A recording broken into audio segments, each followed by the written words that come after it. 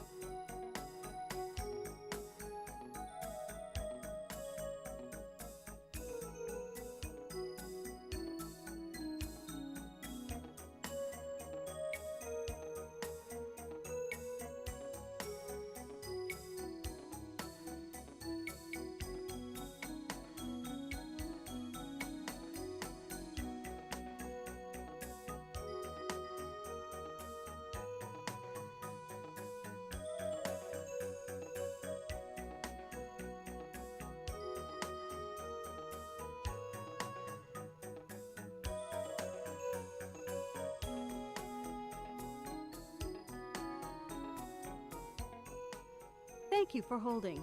We sincerely appreciate your patience. Please stay on the line and we'll be back in a moment.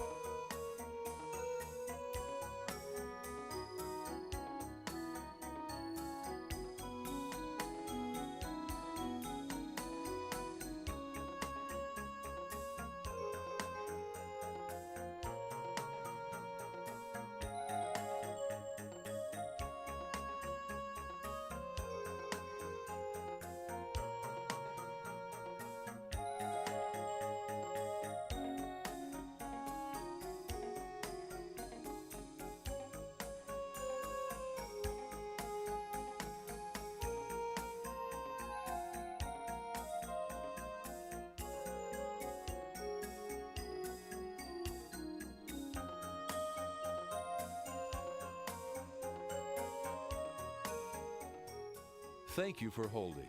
We look forward to talking with you soon. Please hold the line, and we'll be right back with you.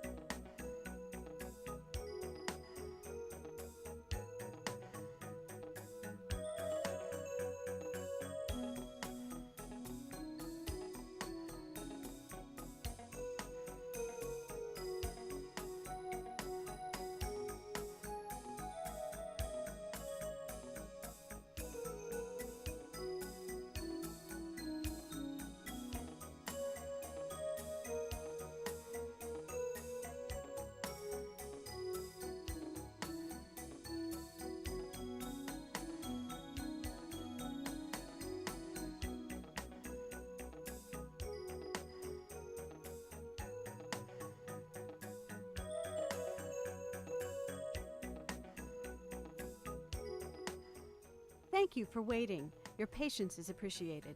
Please hold the line and we'll be right back with you.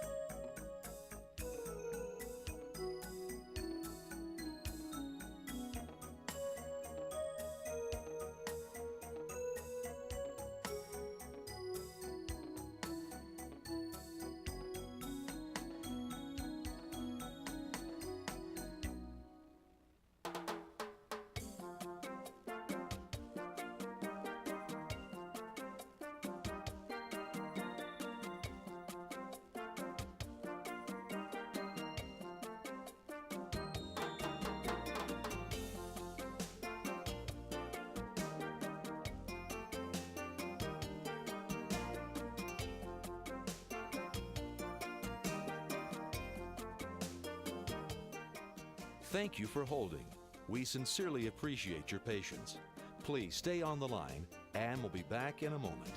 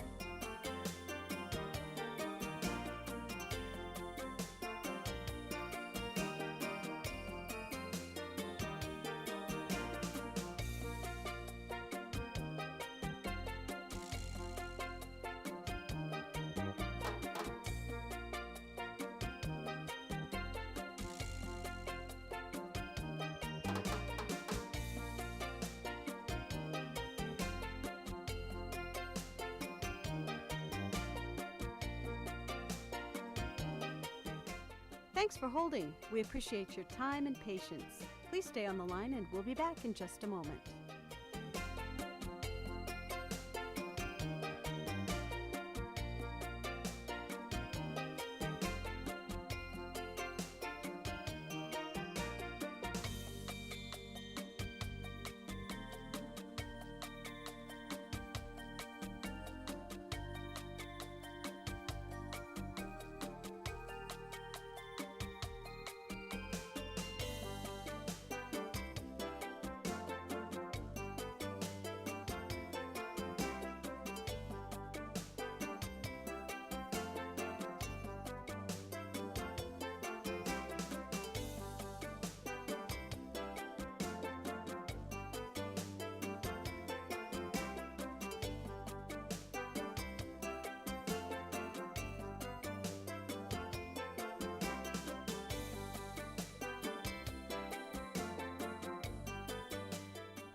Thank you for waiting. Your patience is appreciated. Please hold the line and we'll be right back with you.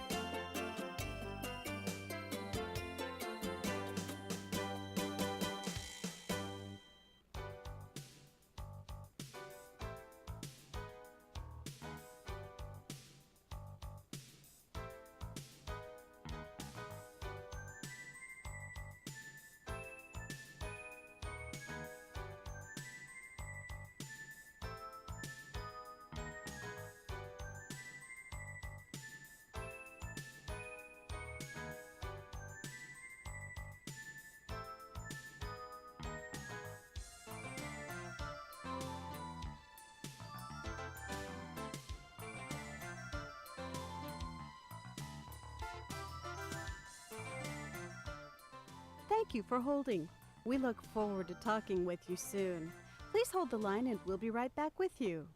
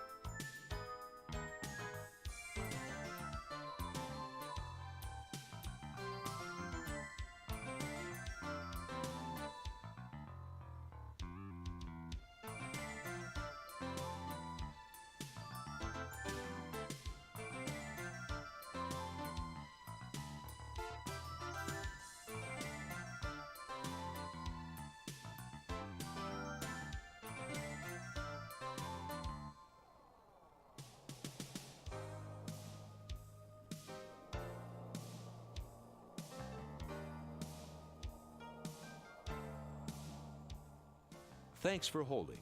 We appreciate your time and patience. Please stay on the line, and we'll be back in just a moment.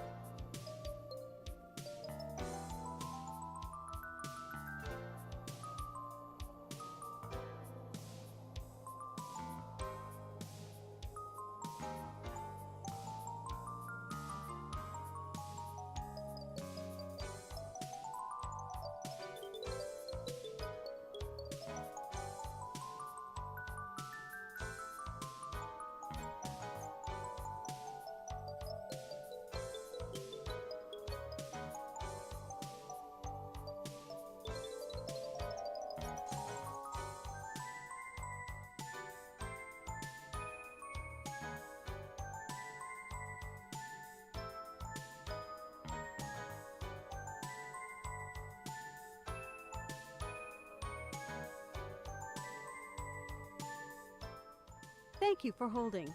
We sincerely appreciate your patience. Please stay on the line and we'll be back in a moment.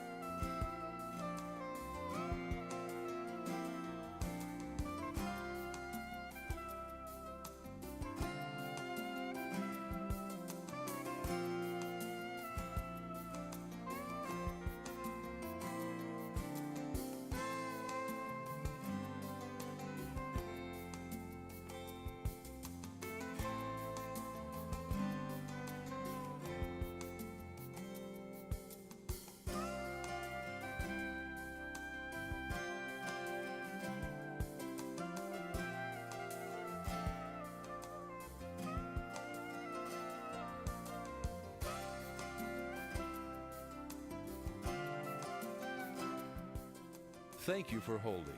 We look forward to talking with you soon. Please hold the line, and we'll be right back with you.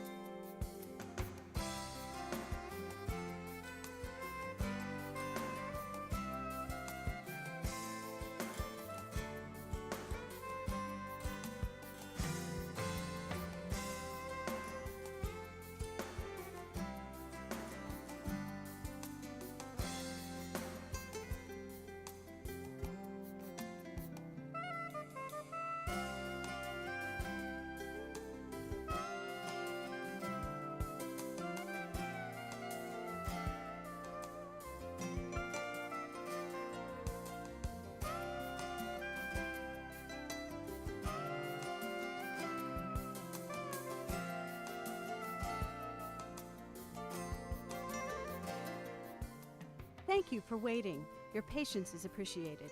Please hold the line and we'll be right back with you.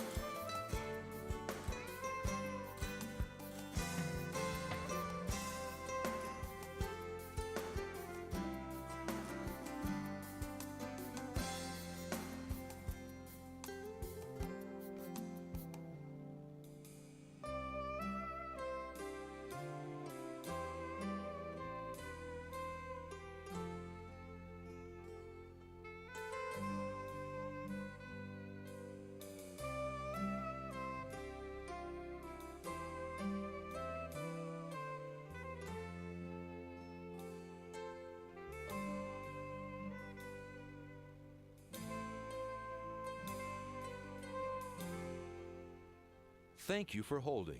We sincerely appreciate your patience. Please stay on the line, and we'll be back in a moment.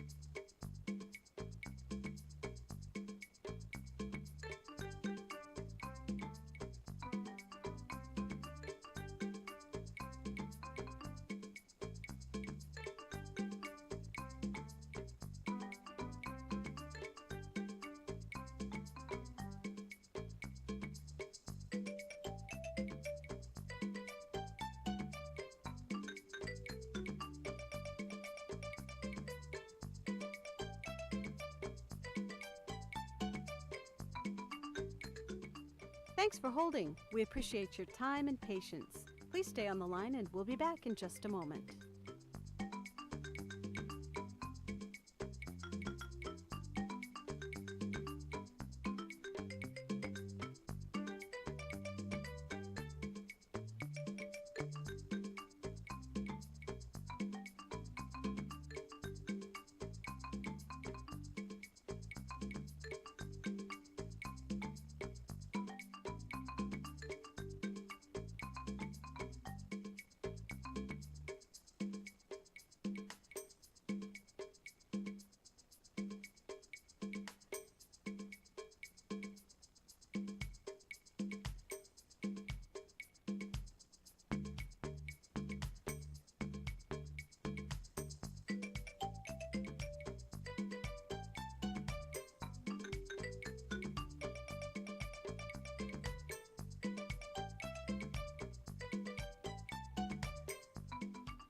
Thank you for waiting. Your patience is appreciated. Please hold the line, and we'll be right back with you.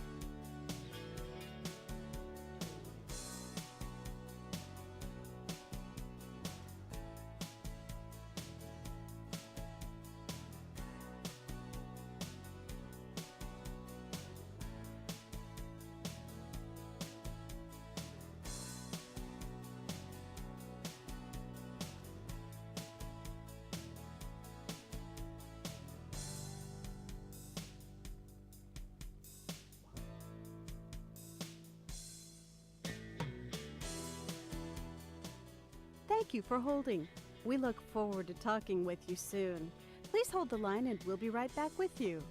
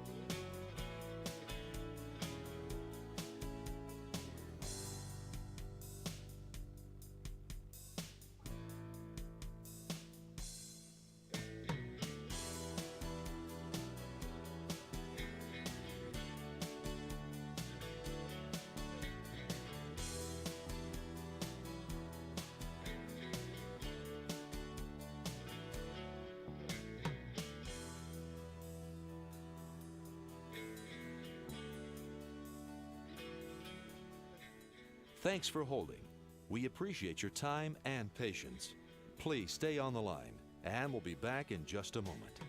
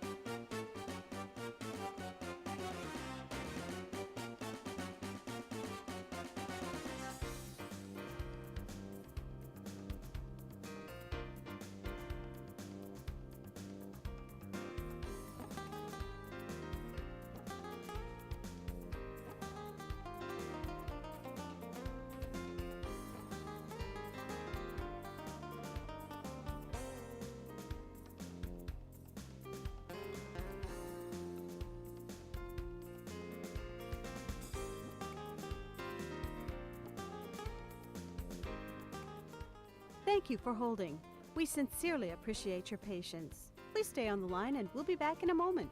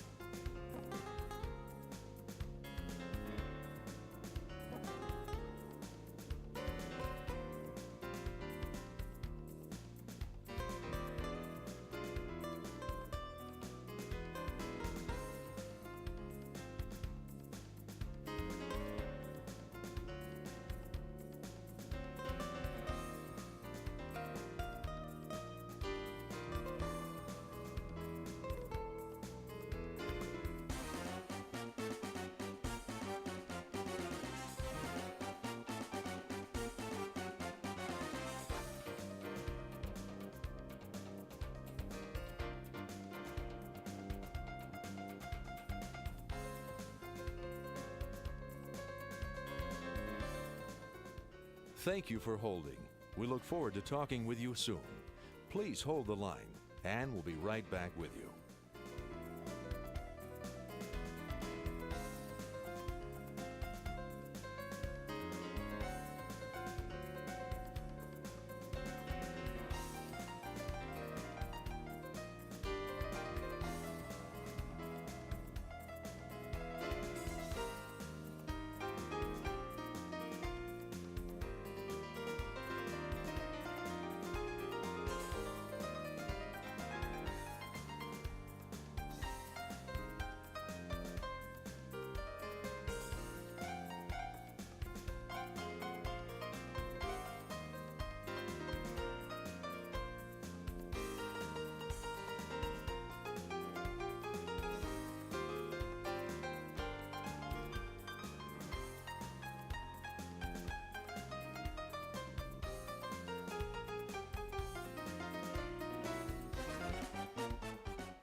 Thank you for waiting. Your patience is appreciated. Please hold the line and we'll be right back with you.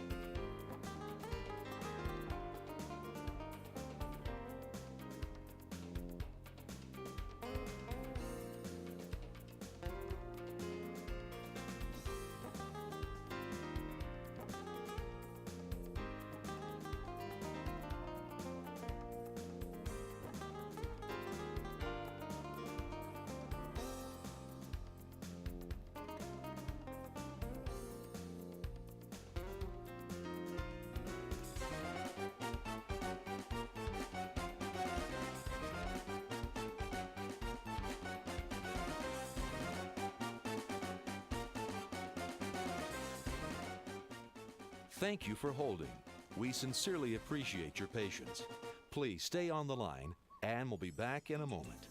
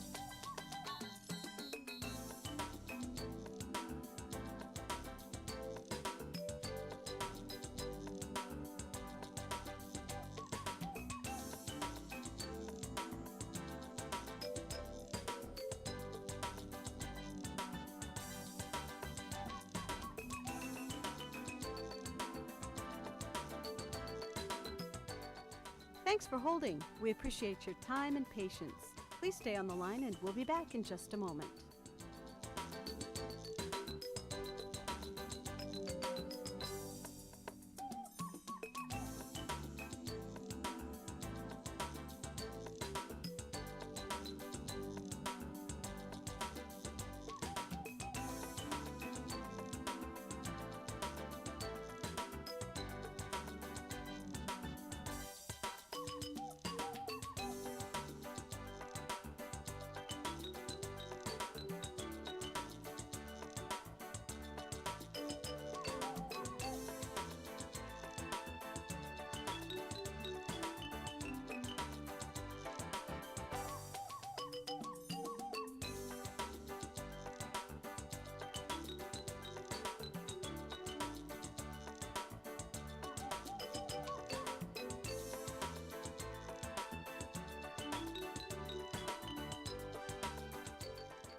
Thank you for waiting.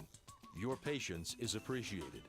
Please hold the line, and we'll be right back with you.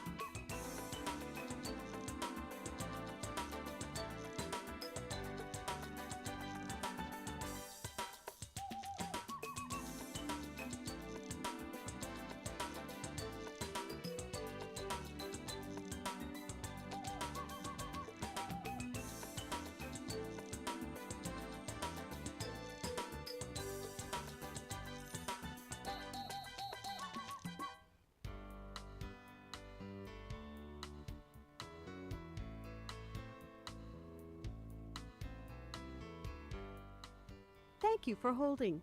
We look forward to talking with you soon. Please hold the line and we'll be right back with you.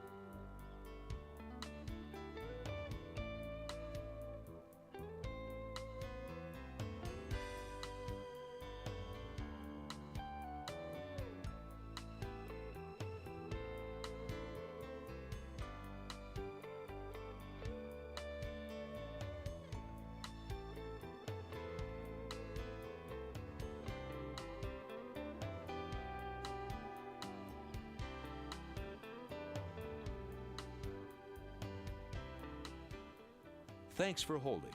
We appreciate your time and patience. Please stay on the line, and we'll be back in just a moment.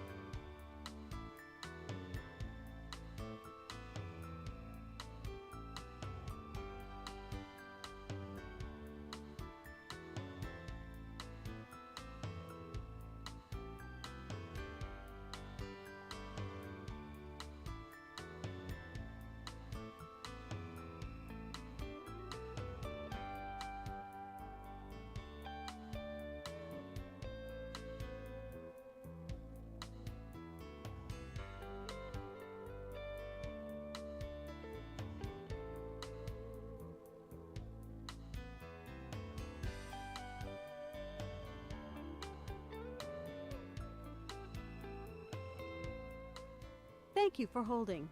We sincerely appreciate your patience. Please stay on the line and we'll be back in a moment.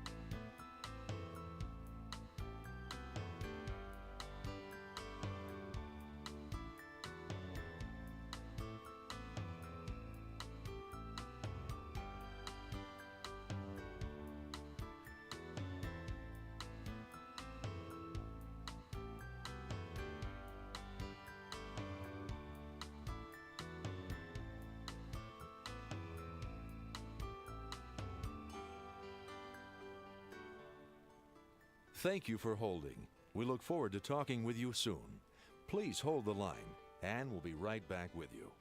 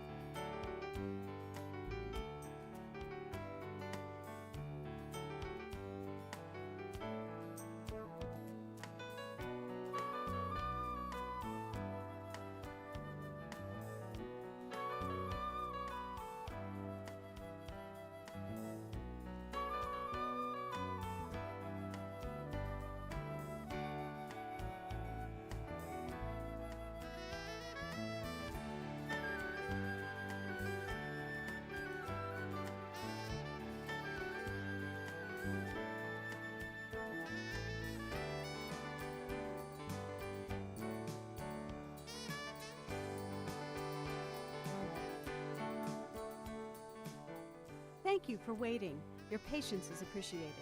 Please hold the line and we'll be right back with you.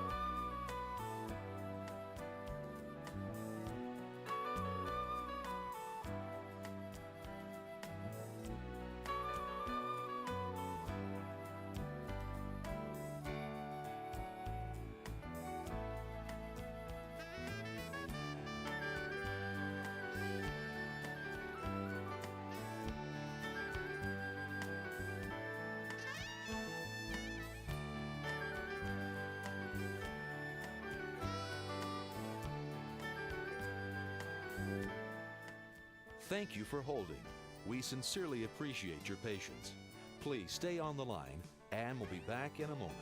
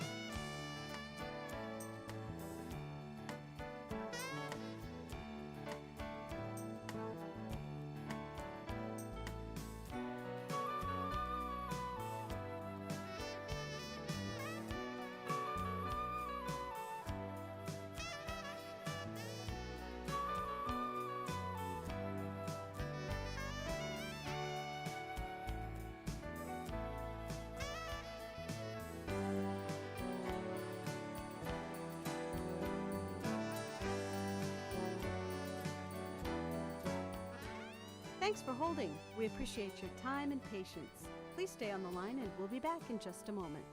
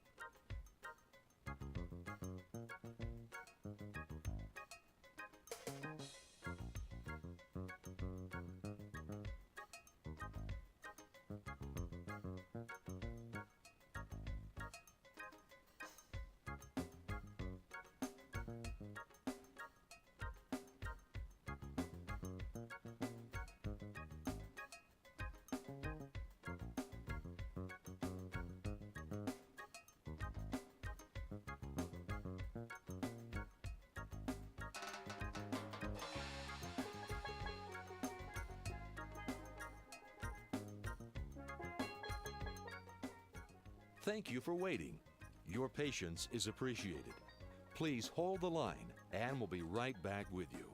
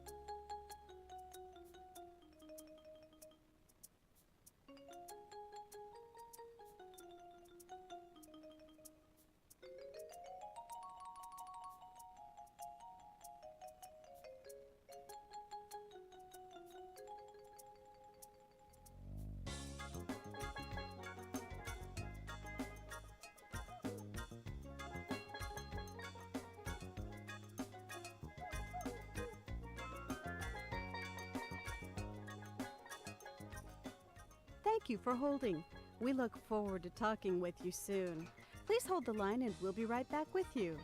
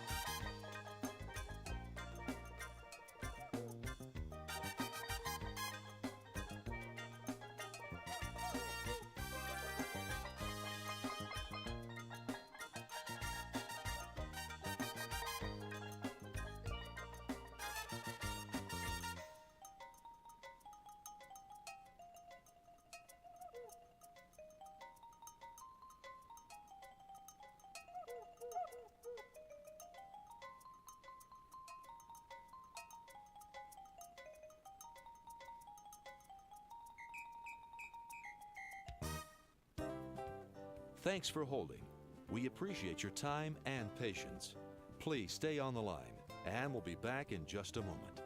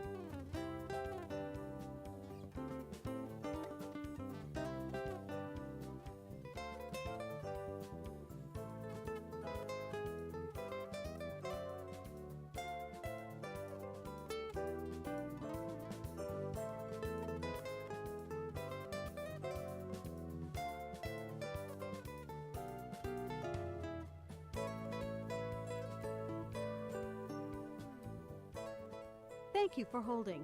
We sincerely appreciate your patience. Please stay on the line and we'll be back in a moment.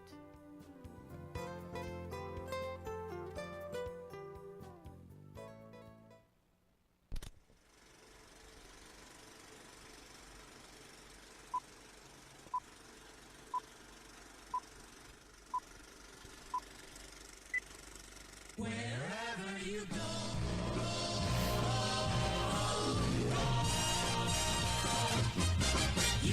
Listen to the news. You can sleep with the blues on this wonderful, wonderful station. Just take a lively companion wherever you go. Take a portable radio. Take a portable radio.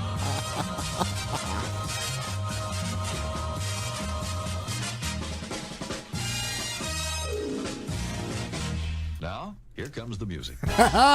Here we go. It's a Tuesday night. Welcome to it, boys and girls. I'd like to, first of all, get out of the way. We would like to let you know that you all in the world have whacked our budget up because we spent a lot of money to bring this show to you. It's a big show. We do it every week. And later on, Kat Carlson is going to throw all of you paper towel rolls. It'll be fantastic. Yes, it'll make you feel better. Well, everybody, it's the best. It's been the best outpouring of help and support ever. You get a bounty, and you get a bounty, and you get a bounty. I wish he had a bounty on his head. because I'm done. He's like the Oprah of Brawny up in here. Oh, But my you, God. you must be at least a Katrina tragedy. Yes, because a real tragedy And they is... have failed. Wow. Oh, yeah, the people of They Puerto have Rico... failed, and they were not tragic Well, the enough. biggest problem is the fact they that... live. Right. They live to tell about it. Oh, we jest in the face of tragedy, but in reality, we actually just laughing at our dumpster fire of a president because he has insulted more people yet today, ladies and gentlemen, because that's what he's best at, really. Anyway, welcome to it. It's the show. This is show 318. We thank you for understanding. We were off last week due to me needing to be somewhere else, and well, I did that, and I came back, and it was the most unproductive fucking week, and I'm going back again this week, actually. So exciting for me. Welcome. It's Kat Carlson, Marnie Ryer, Al Perkins, all sitting here in Studio C. Mama Di, Kat, Annette, me, Joe D was in the chat room. Well, we're a little light on the chat room, people, this evening. all right. They'll get there. They may have left. Well, who knows? Well, I mean, we're 7:15. They'll figure it out. It's all right. I mean, they're on my They're time getting right now, they're you getting know. used to our schedule. They'll show up around 8 o'clock. It's when it really gets good anyway. It's a good call. For crying in a bucket. We're now officially operating on drag show rules. Exactly. Yeah, exactly. We advertise 7. We start late. The crowd shows up even I've later. been doing that for Unexplainable music precedes it. Which is actually better than the show. all Some of of these it. things are true. Yeah, some of it is actually. Sometimes you go to one of those shows and you're like, what the fuck is it? And you're like, oh, they want to make sure they don't play anything someone's doing. in a Oh, minute. right, yeah. Don't you dare play Whitney Houston before I go Yeah. on. Yeah, I used to get into that problem, but I'm like, but you're not doing this song, and this is better than what you're doing. Never mind, I see your point. Nance, I commend you for being on a jog this evening or this morning or whatever the hell time it is I there. wonder if that's slang for vacation. I don't know what that is. Oh, that's a good point. I don't really know. I think he's But- literally jogging. But audio stream only today, worried no that he's video. running. But Yeah. hey, as long as you're not running from something, and if you are, run faster. yeah.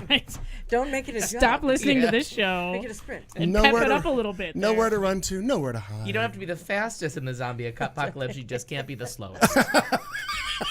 No low-hanging fruit, ladies and Unless you gentlemen. plan to take one for Second the slowest team, lives you a know. couple minutes longer. Second slowest.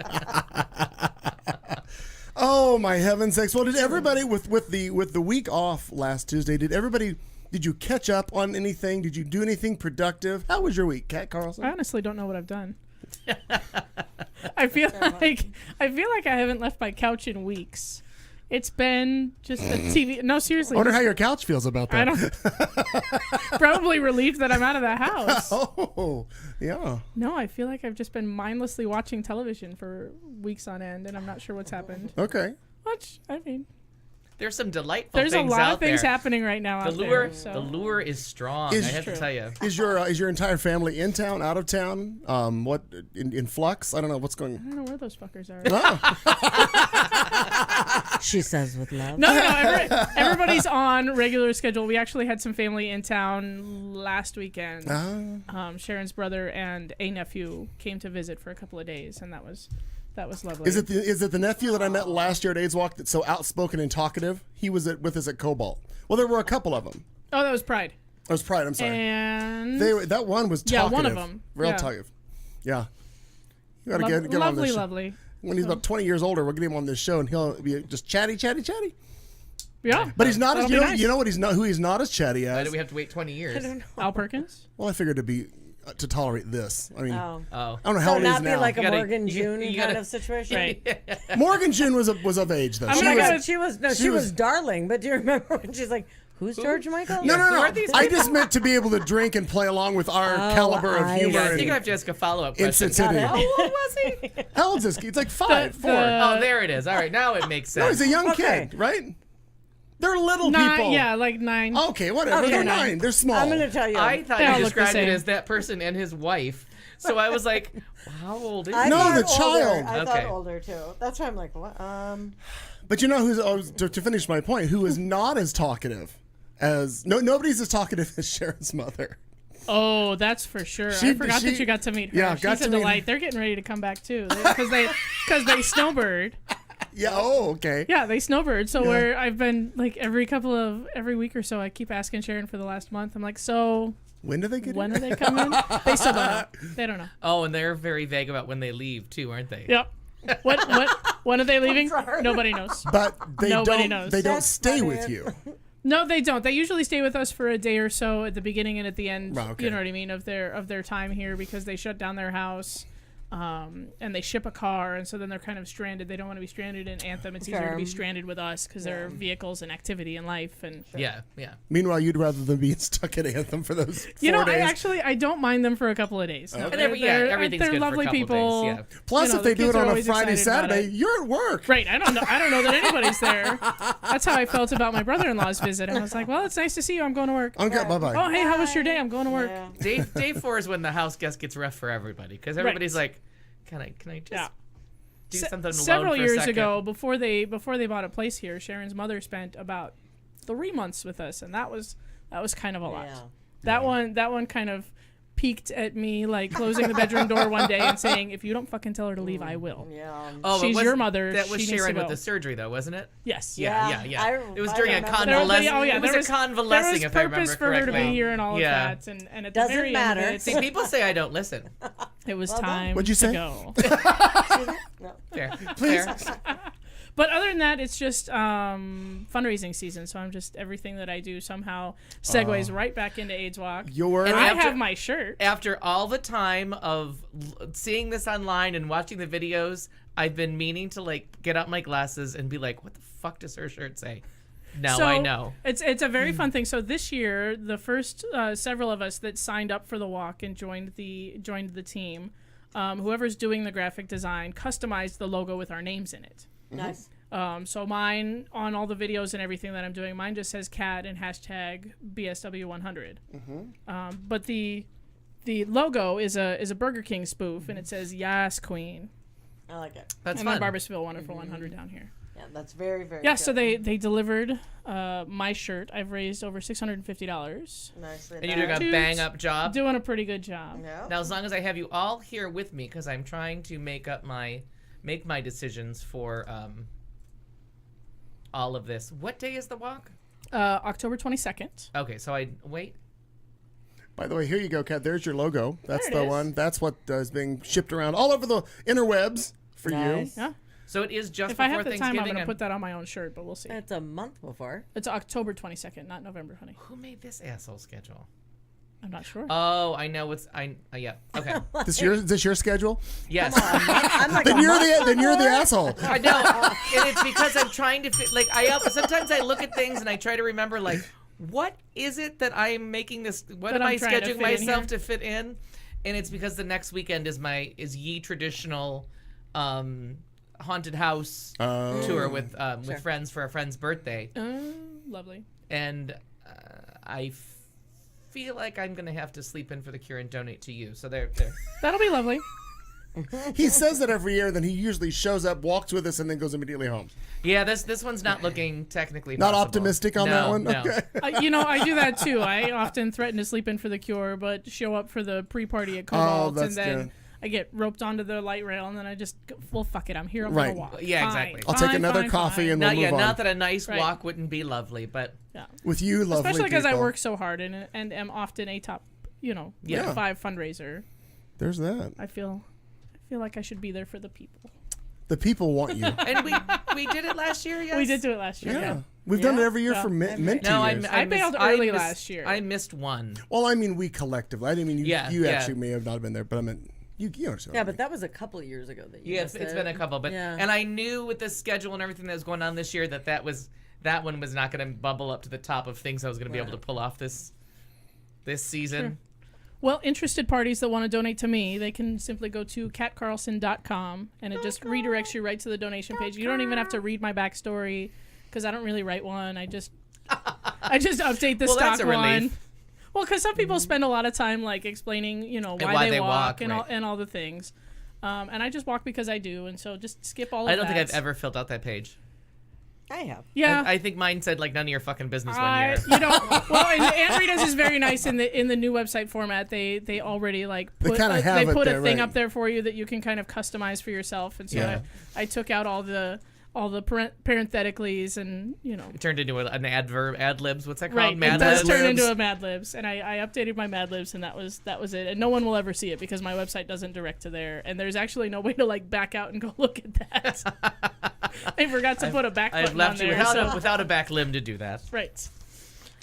But anyway, so that's all I'm doing. That's what I'm up to. And you've been busy doing that, yes. Very busy. And a shout out. Not a lot of you listeners don't really give a shit about this, but we are pretty much involved because of who all we work with.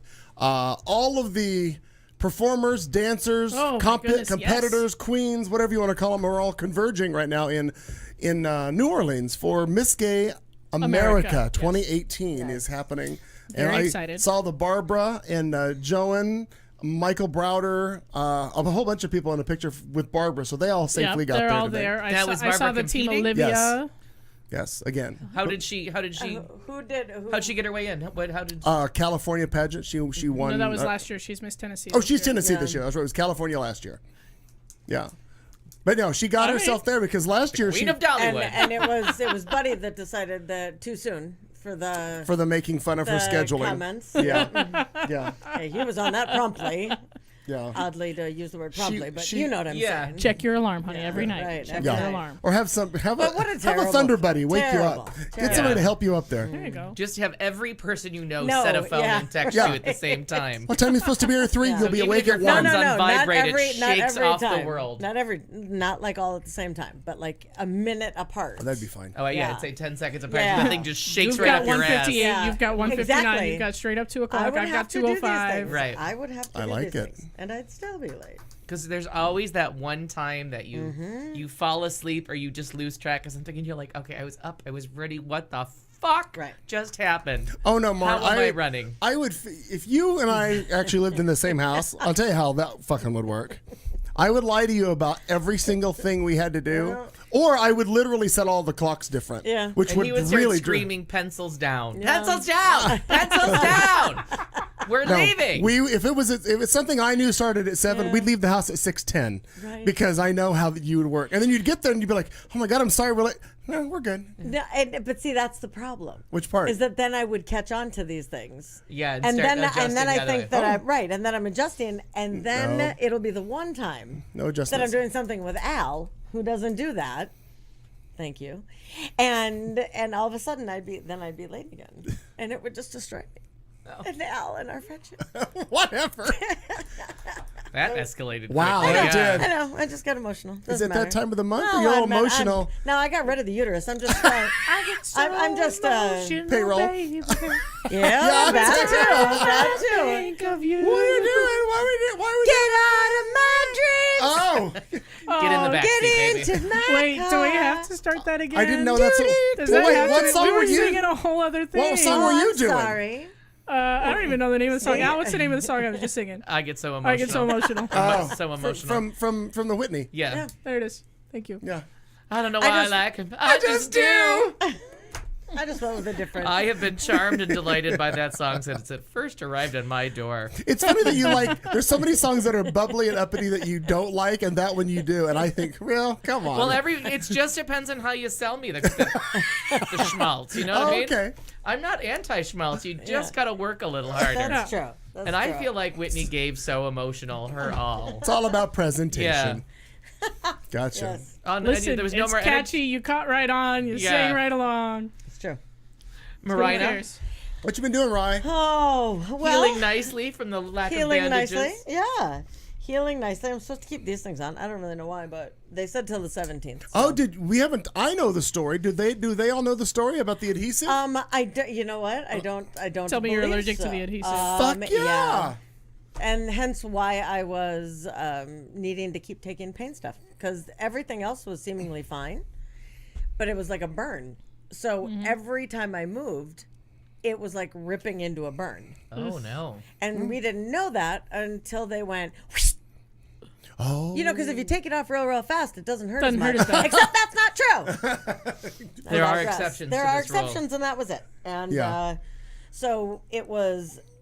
I don't think it's still red. I haven't even No, really it's not. looked, but I took pictures of it like right as I took. I'm like, for what the is for wrong? the lawsuit. You're right. And it was just like, and they said that we couldn't put like at first they said, oh, you should put some Silvadene, whatever, on it. And they're like, well, you can't because it's still it's still kind of open. I thought, motherfucker, it hurts.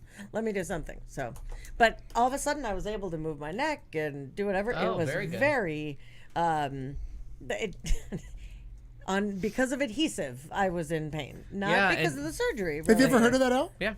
Isn't And that honestly, crazy? make sure you let people know if you're ever hospitalized to avoid the adhesive tape, because especially me, I love to tape things down. Sure, well, I will secure shit to I ya. staple it. I find that people get a That's little all they use aggravated. in a gay bar. It's, Yeah. it's the duct tape mentality. Yeah. You're like, stick it on. Just stick it on. Make it stay. That's right. I went in so many other directions. But yeah, so that's what it was really all about. And so everything was fine. I have a new, and damn it, I didn't bring the paper. Do you remember? I What? was gonna I have a new drag name. Oh, okay. If I wanted one. Oh, that's right. And it's what do they call them when it's just like a lump that's it starts with an L? Lipoma. Oh, okay. I'm adipose lipoma. Oh, there you go. I think that just means fat. You have fat lump. Yeah, But It hey, just- I'm a fat lump. That's my point. See, It just rolls But right off the that's tongue. that's my but you drag market name. you By the market way, it right. I buy adipose baloney. lipoma is my drag name, not fat lump. Yeah, but I would say Careful. I'd say La Poma. That But I makes feel sense. like lipoma. I feel like Adipose lipoma. parenthetically, Adipose Yeah, we call her lipoma. Addie. parenthetically, Lumpy. Hey, Lumpy. Hey, girl. And, Yeah. so yeah, Yes, queen. yes, queen. So, but anyway, yeah. So that was exciting, and I've already been able to be back to the boxing workout, ball yeah. yeah. Oh, very good. Yeah. So it's, I feel like maybe I'm wrong, or you just wired on something else. Maybe you're more rested than I've seen you in a while because you're on it tonight. yeah. Yeah. I feel a That's lot better. good. All cylinders. 2 or 3 grams of cocaine. Every now and again. You mix a disco nap with the They right won't call amount. you. Yes, They won't call queen. you Lumpy anymore. That's right, well. Speedy. Speedy. Arriba. Oh, Yeah. So I know someone who was very disappointed to be the only fat person on cocaine. yeah, that would be my luck. Well, I think I know who you're Yeah. talking about. Yeah.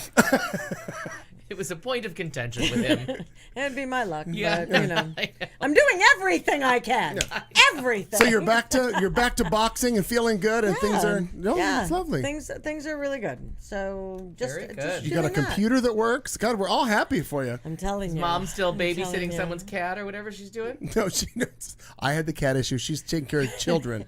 Her mother's. Is she babysitting someone or? Adults. Yeah, well, well, whatever. yes, but yeah, she's working for me, and she's still doing. Yeah, So she's doing out well. of the house occasionally and Occasionally. meeting new people, finding Yeah. new adventures. Very good. And I think it's been really good for her.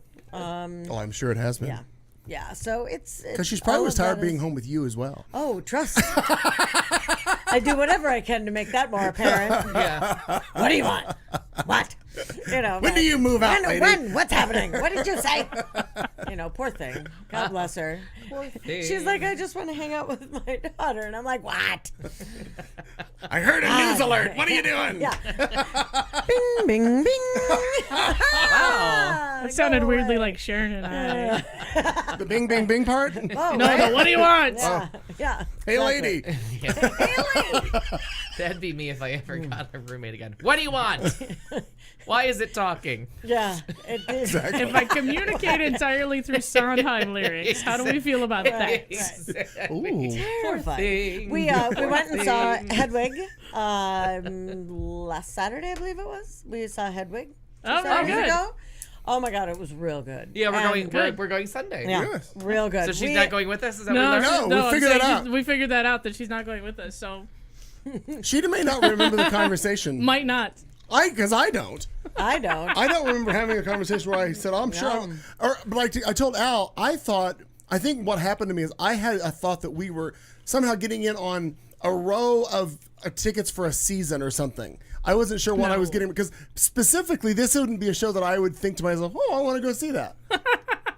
But now, guess what? I'm gonna go see that. Yeah. Sunday with my mom, and you find people. So there was a whole like message string Yeah. that everyone was involved on, and where I said, "Hey, we're gonna pick up some Facebook tickets." Messenger, yeah, a messenger thing. Oh. And then right. I know. And then I think maybe we've missed each other a couple of weeks, and then there was a follow up that maybe we don't remember. I don't even know. But we can talk after the show if you'd like to go see it again. Fantastic. I'd love to have you. I don't have you not in mind. I appreciate that. But that's okay. That's okay. But Thank I you. do look at this kind of like now sitting like a canary into the cave because you've seen it, and Yeah. if you'd had, we may have said, yeah, maybe not go. Yeah, it really wasn't that good. No, it was really quite good. Yeah. And Scotty Pierce, Pandora, when we had is he Hedwig? Tinseltown.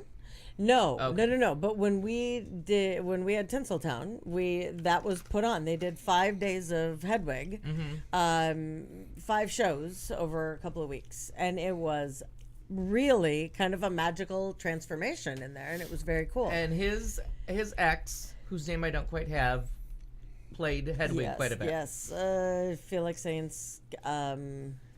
Damon or No. David, Donnie, Daryl. no. Keep going. He was But skinny. that's not it. He was, and a cutie. But anyway, digress. He was there. He came walking up, and it was just kind of fun because the last time that I saw Hedwig would have been That long ago that in the long bar. ago, Yeah. and so it was pretty magnificent, and the staging, the way that they have it set up, I think you're really gonna like. I mean, it's really cool. Great. What they did with it. So that was fun, and the voices for Hedwig, amazing. There was one person that we were like, we're not sure why you're there, not because they weren't talented, but like they just didn't. It didn't mesh very well. They didn't What shine did, like no, everybody else. No, and it just Well, was there's only really 2 people that sing. right. But they bring out the drummer, and they have who's amazing. If it's the same person, if all of these are the same people, she's really quite good. But there was feel like the bassist maybe, and she came out and she started singing a little bit, and it just was kind of like you're awkward. So it Oh. just kind of awkward was what it was. But the Hedwig and Ishtak. Yitzhak. It's Yitzhak. I made all the same noises you I'm did. like, kind of. Yitzhak was amazing. Yeah, it's Amazing. And we saw Yitzhak in something, in the Heights. When we saw it in the Heights there. And Erin put that together. I did not, because obviously just completely different looks. But she kept saying, I'm like, oh my God, she's amazing. And then when Erin said that it was the person from In the Heights, I went, okay. And it's because I have the same reaction. Yeah. to her it's funny that lurking in that that show is that vocally demanding, small but pivotal role. You know what I mean? Yeah. Like that amazing. has to be able to do a couple different things. Yeah. Yeah. And the music is so good. I was telling this gentleman over here Yes. yesterday Where- that where- I was is at that you? a Nice to Okay. see I you. wasn't. It was either you or Kat. I wasn't sure. What was your name again? yeah. Cat Carlson. Is it written down anywhere in here for me to look? Someone I don't know. I know. Actually, I don't think it is. Well, no wonder I'm confused. I'm Maggie or Marty. It's on the cups. You're doing vanity wrong. It's on the my cups. God, my cue cards just aren't working. So it's on the cups. I was at a piano bar, and not a piano. It wasn't like I guess it was a piano bar, whatever you want to call it. But the person that was singing, the performer, did "Heroes" by David Bowie. Okay. And it was really good, and the fact that he was getting you all of Heroes with just a piano was kind of amazing me. And then as the song gets to like the parts that I love, and I was like just so swept up in how great that song is, I was like, oh, clearly Stephen Trask, as he was writing Hedwig, was really focusing on the David Bowie. Yeah. Because it always seemed to me that show They talked about that in the yeah, and thing, the show always seems kind of plucked out of nowhere because lists all the influences, but nothing in Hedwig really sounds like anything that you've heard before. And then all of a sudden I heard Heroes, and for the first time I was like, yeah, that's it. Yeah. That's where it comes Well, from. and the fun part about seeing Scotty was I had just been talking to Erin about the fact that we went down to my friend Johnny and I went down to Tucson and met John Cameron Mitchell. I think I told you Yeah. guys that before. And like I sat next to him while we were having dinner, and he is just a delightfully quiet, little man. And I don't mean that to be rude. It's just then he sings. Yeah. And we had kind of a private thing, and this concert kind of thing that he put on. All of a sudden, he came out there as himself. It wasn't in costume, and he started singing. And this little guy that had been next to me throughout dinner was suddenly 12 feet tall. Like, his voice is just so wonderful. And so that was really cool. And I said something to Scotty about that. I said, I was just telling Aaron, and he said, oh my God, I have that on video. You guys, because he was video, I didn't realize, taking video while we were all at dinner and going around. He's like, yeah, I have that on video. You said, I'm like, I want to see that, to kind of have it. I'm like, he was in the Oscar. He won an Oscar. He won an Oscar. I sat next to an Oscar, man. No, he doesn't have an Oscar. Yes, he does. For what? Hedwig. No, he does not. Look it up. He What does he have? He has Tony. Oh, he probably has a Tony. Damn it! Not Oscar. Tony Yeah. winner. Same. Yes. Same noises. Because it won best Gold statue. won Right. best revival. Right, 'cause which he I got think up he there was and I was I like, think he was a producer. Right. I'm pretty sure he got production credit on the new one. But when we Sorry, saw my bad, not Oscar. what I was just gonna say, don't fuck with the Oscars. Yeah. I'm all like, I'm was telling you. Big throwdown Yeah. happening Right? there. I was very nervous. I got nervous too. My palms started. When we saw They always do. Hedwig with Neil Patrick Harris, Right. And it was Dexter. Yes, and Dexter. Yeah. But with Neil Patrick Harris, it wasn't. I don't know if it was opening night or if it was like the day before opening night or it was friends and family. There was something special about when we were there. Okay. And everybody's like waiting outside, blocking down 46th Street or 44th Street, whatever that is across They from dancing Belasco. while they were blocking it off. No, Dancing. seriously, hands. the crowd to meet him was clearly more than like it wasn't just. Homos. It was No, not just who had been in the theater, but like people came to see him, to congratulate him on whatever it was. pilgrimage. Yeah, it really was. And so there's Not a like pilgrimage. there's people like all the way across the street into the restaurant that I like, and literally we were up against the windows of the restaurant across the street. Like they shut down the street and had to bring out cops to direct traffic because Oh, it wow. just God. turned into like a thing. And so as everybody's coming out and the crowd started to kind of wear out that they weren't going to see him, John Cameron Mitchell came out of the stage door and like walked across the street and was like walking right towards me, and I'm like, oh my God, there he is. So I took a picture and everyone's like staring at me and like absolutely no one. No Here's one all had these any people idea, that were right? saying they're these big Hedwig fans and they were so obsessed with Hedwig. He doesn't look any different. Like he looks he's a little elfin man that He is. looks exactly the same as he did in the movie. Yes. And here's this crowd of people swearing up and down they love the movie. It's their favorite movie. They're such a fan. And he No walks idea. right through them, Yeah. unnoticed, up. And I think we were all separated. Some people were waiting up close that were taller to see over the crowd. Some of us were waiting back for a better view of when he came out because we weren't sure how tall Neil Patrick Harris was going to be, like what we'd be able to see. And it was just so funny that he walked just unmolested through the crowd. And we were like, hey, congratulations, great show. And he was like, oh, thanks. Oh, somebody He was recognizes like, me. somebody Yeah. knows who the fuck Yeah. I am. And I'm like, yeah, through all these people swearing Right, up and right, down, it's their right. favorite movie. Yeah. It's only got one person in it. Really? I Yeah. mean, it doesn't, but and he just but he's amazing. kind of on the box. Yeah. So, but when you see it, I'm excited for you guys to see it because the staging I think is, especially having seen it before. Yeah. What you're gonna think is pretty cool, and it's very timely. Here it's supposed to be back in the day. Oh, but it's always up. It's but always they always updated. update, and yeah. and so they Because it's a concert. We're going to see a concert. Right. It's a one woman concert Yep. where she has to interact with the audience. You have to play off the crowd. You interact with the entire crowd. But There's she's trapped in a time. right, but But that doesn't mean she doesn't talk about today. Right, the anachronisms Yeah. are completely absurd, and Yeah. the math I feel no like longer this works. is a story about me. Yeah. so Gosh, I hope So not. it is- 1986. Does this have anything yeah. to... and it was clever. Picture It it. was clever to Sizzling. see Sizzling. how it changed between Neil Patrick Harris. 6 months later, right before the election, it was Dexter. Oh, sure. And then a And year the stuff later, that's being it was stated. Darren Criss. And so the Right. jokes were different. How they work with crowds was different. And did you ever see Taye Diggs? No. As Hedwig? No, I 'Cause saw him That on- I think would just be wild. Great. Yeah. And everybody brings it to some people do it as a cabaret performance. Some Right. people are like more rocker. Some people are more the showmanship. It just depends on how you're gonna. Again, it's a character that you get to make your own choices in. Absolutely. You just got to sing the songs and basically tell that story. Speaking of showmanship, you have seen 2 shows since we last saw you. Yep, I was in. Well, after the worst. How'd you like Good that? segue. Yeah. Thank you. The worst sleep experiment in North American history. Because I called in sick to work last Tuesday because I just was not going to be able to do that. With some goal somehow that I was going to magically sleep at the right times to get on the plane to be awake at the right time in New York. I don't know. It went all wrong. Let's just say it was an abject failure and a lost shift of wages. Your first post you left is who the hell booked this schedule Oh, my or God. booked this flight or whatever it Right. was, and I was laughing. It was just stupid. It was all just stupid.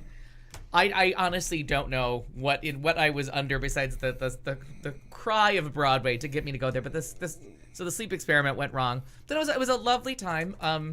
Got to see Matt's beautiful new home up in the Heights. He lives up in Washington Heights. I love it. And which is an absolutely lovely part of town. It's very far from Midtown and really far from the Village. Okay. But beautiful. And there's a park there that I'm going to call Tyrone Park because my friend called it that, and that's what I'm stuck on.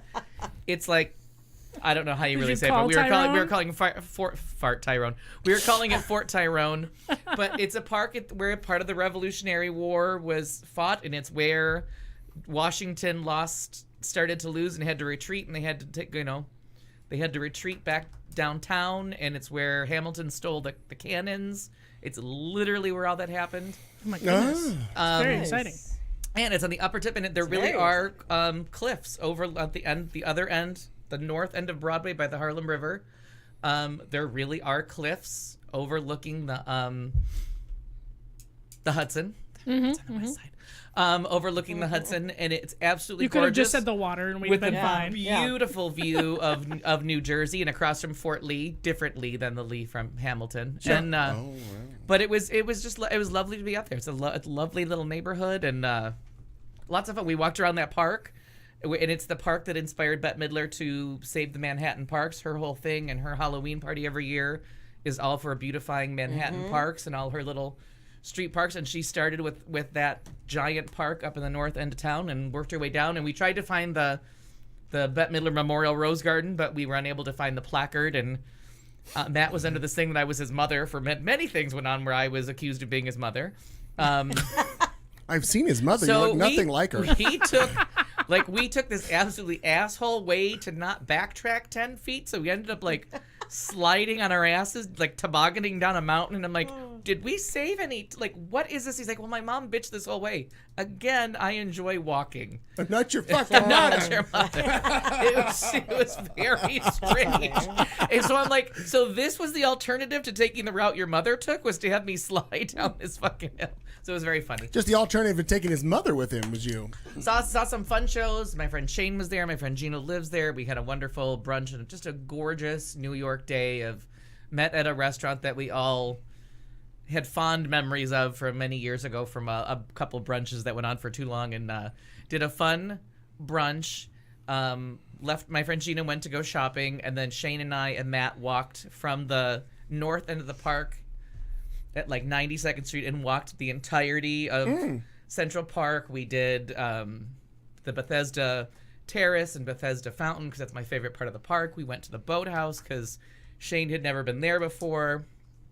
And it was a beautiful fall. The one 10 minutes of fall that we had was cloudy and kind of cool, and we were pretending the leaves had changed, but there was one orange leaf, You but were we were squinting, clinging to it. yeah, We were yeah. grasping it, and had a bottle of wine and watched the people on the boats and had a really loud, obnoxious conversation because it was me, Matt, and Shane. And then we walked down to Columbus Circle into Hell's Kitchen for some post-brunch dinner. And then went to a fun little party. And does anybody watch Project Runway know who Mondo is? Nothing. The little gay guy that won the one season. Like I said, I know my mom knows who that is. But Yeah. So anyways, just happened to Aaron be was at this meeting, and all of a sudden Mondo was we were both doing the white man shuffle, and all of a sudden I was looking at Mondo, and I was like, oh, hi. And he's like, hi. I'm like, okay. I'm too tired to make conversation because I just walked this fucking city like a Costco. And I'm really ready for bed. Wow. But I'm gonna dance. Yeah, I know. Like 2 or 3 margaritas, a bottle of wine, a cocktail. I think I stopped drinking by the time we got to the dinner, but it was a really charming day. And I'll tell you about the shows and entertainment, but it was just a charming day, charming trip. And Sunday just went to a movie because by the time Saturday ended in the 9-mile hike through the entire fucking city. Oh, but the other thing I did. Known as Costco. Saw Hamilton's house, saw the Grange, which was lovely, and figured out the house moved here, the house moved here. It's nowhere near as exciting as they make it sound in the book.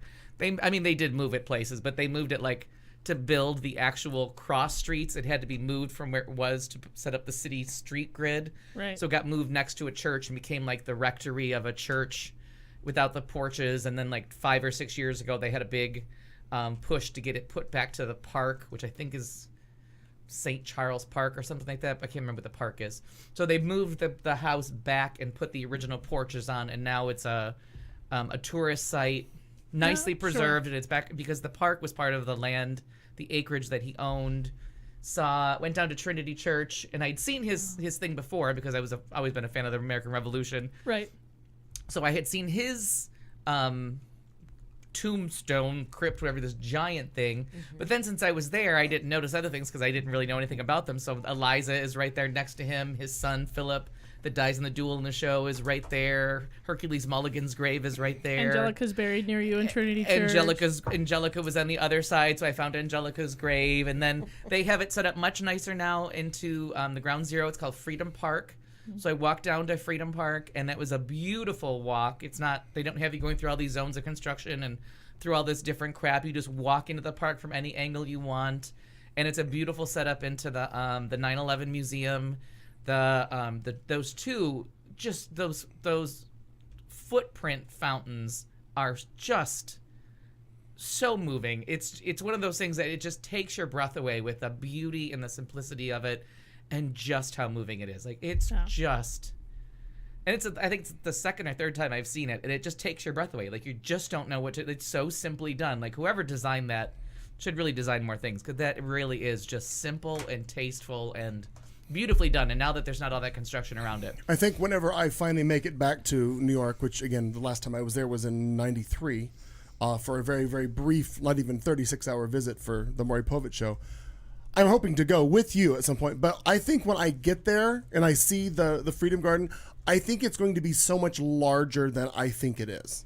Oh, yes. Yes. But obviously, I understand it's the footprint of 2 buildings. I get that. I just, there's a difference between seeing it on TV or seeing pictures, and even though you realize the building next to it is X by Y size, but when you're standing there, I just think the awesomeness of how big this area is, and it affects you more. Yeah, and because now...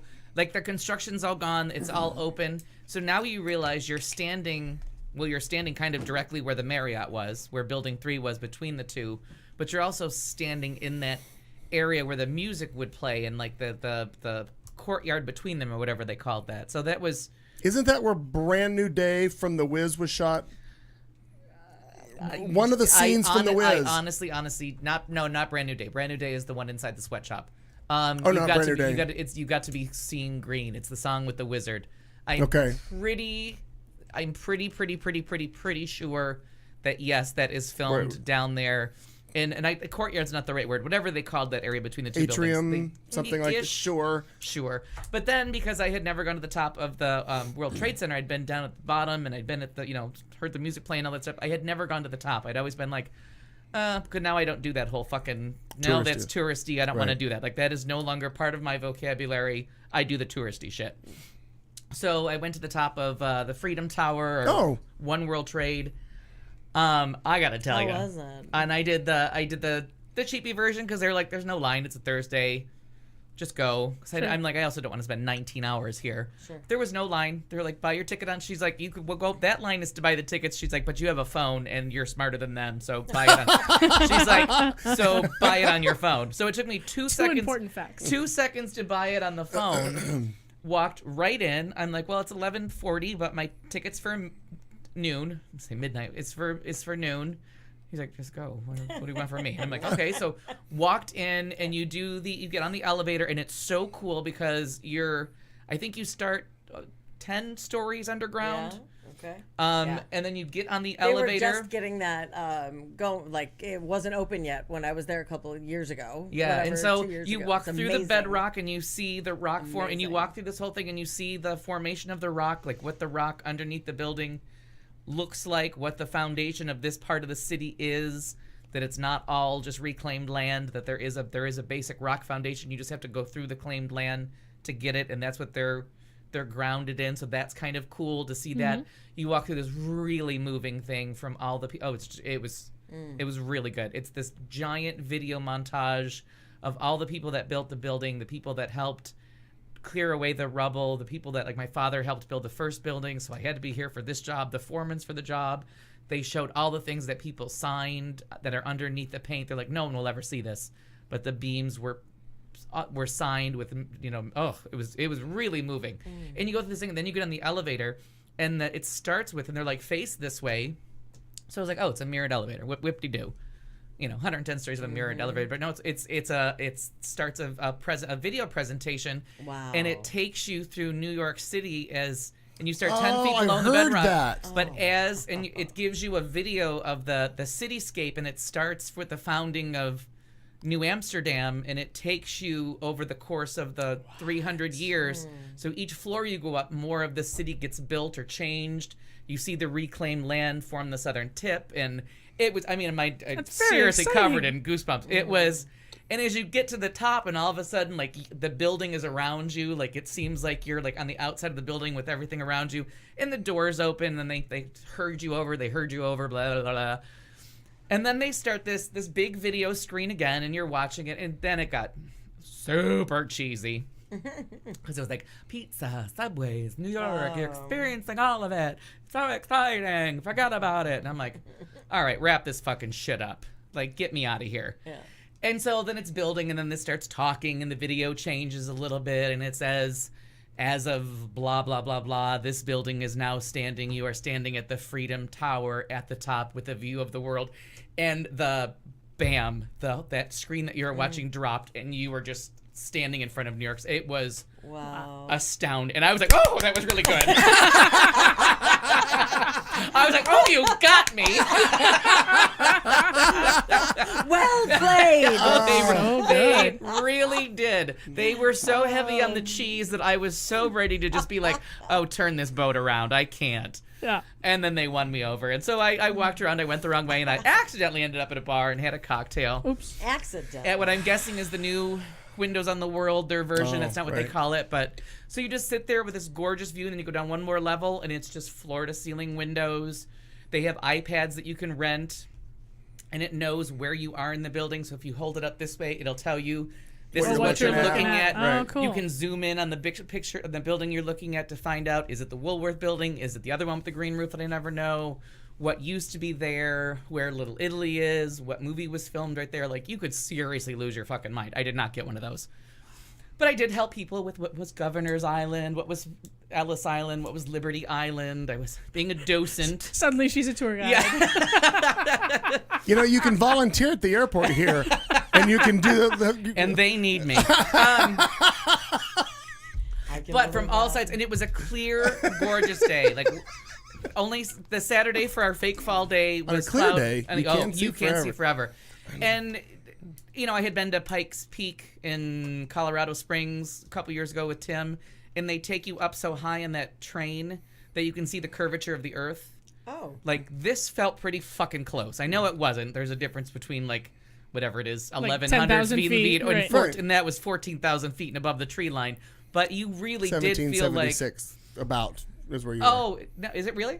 are. At the tip of the spire. Oh, yeah, at the spire. But Just so the where tip. you are is just Yeah. 1700. Yes, I do remember hearing that. But so it did feel like that, and I thought about that twice. I was like, okay, I've seen the curvature of the Earth from that goddamn train, but this was just so impressive because it wasn't that clear a day in Colorado.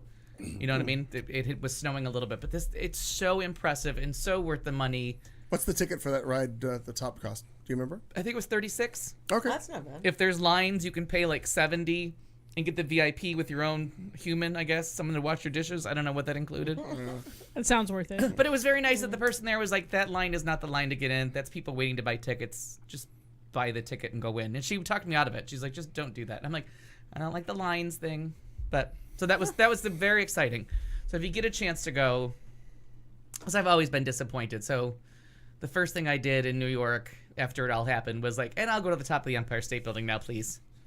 Because, you know, I had that whole thing, which was so stupid. Don't be that person. I don't know. It's so touristy. I love Fuck touristing. You. I know. I love That's my new answer to everybody touristing. that says, you know, like my family that won't go down to Niagara Falls. It's so touristy. Fuck you. I want my stupid It's picture beautiful. in front of whatever the stupid You fucking think thing thing is. is. I want it all. I Every don't time.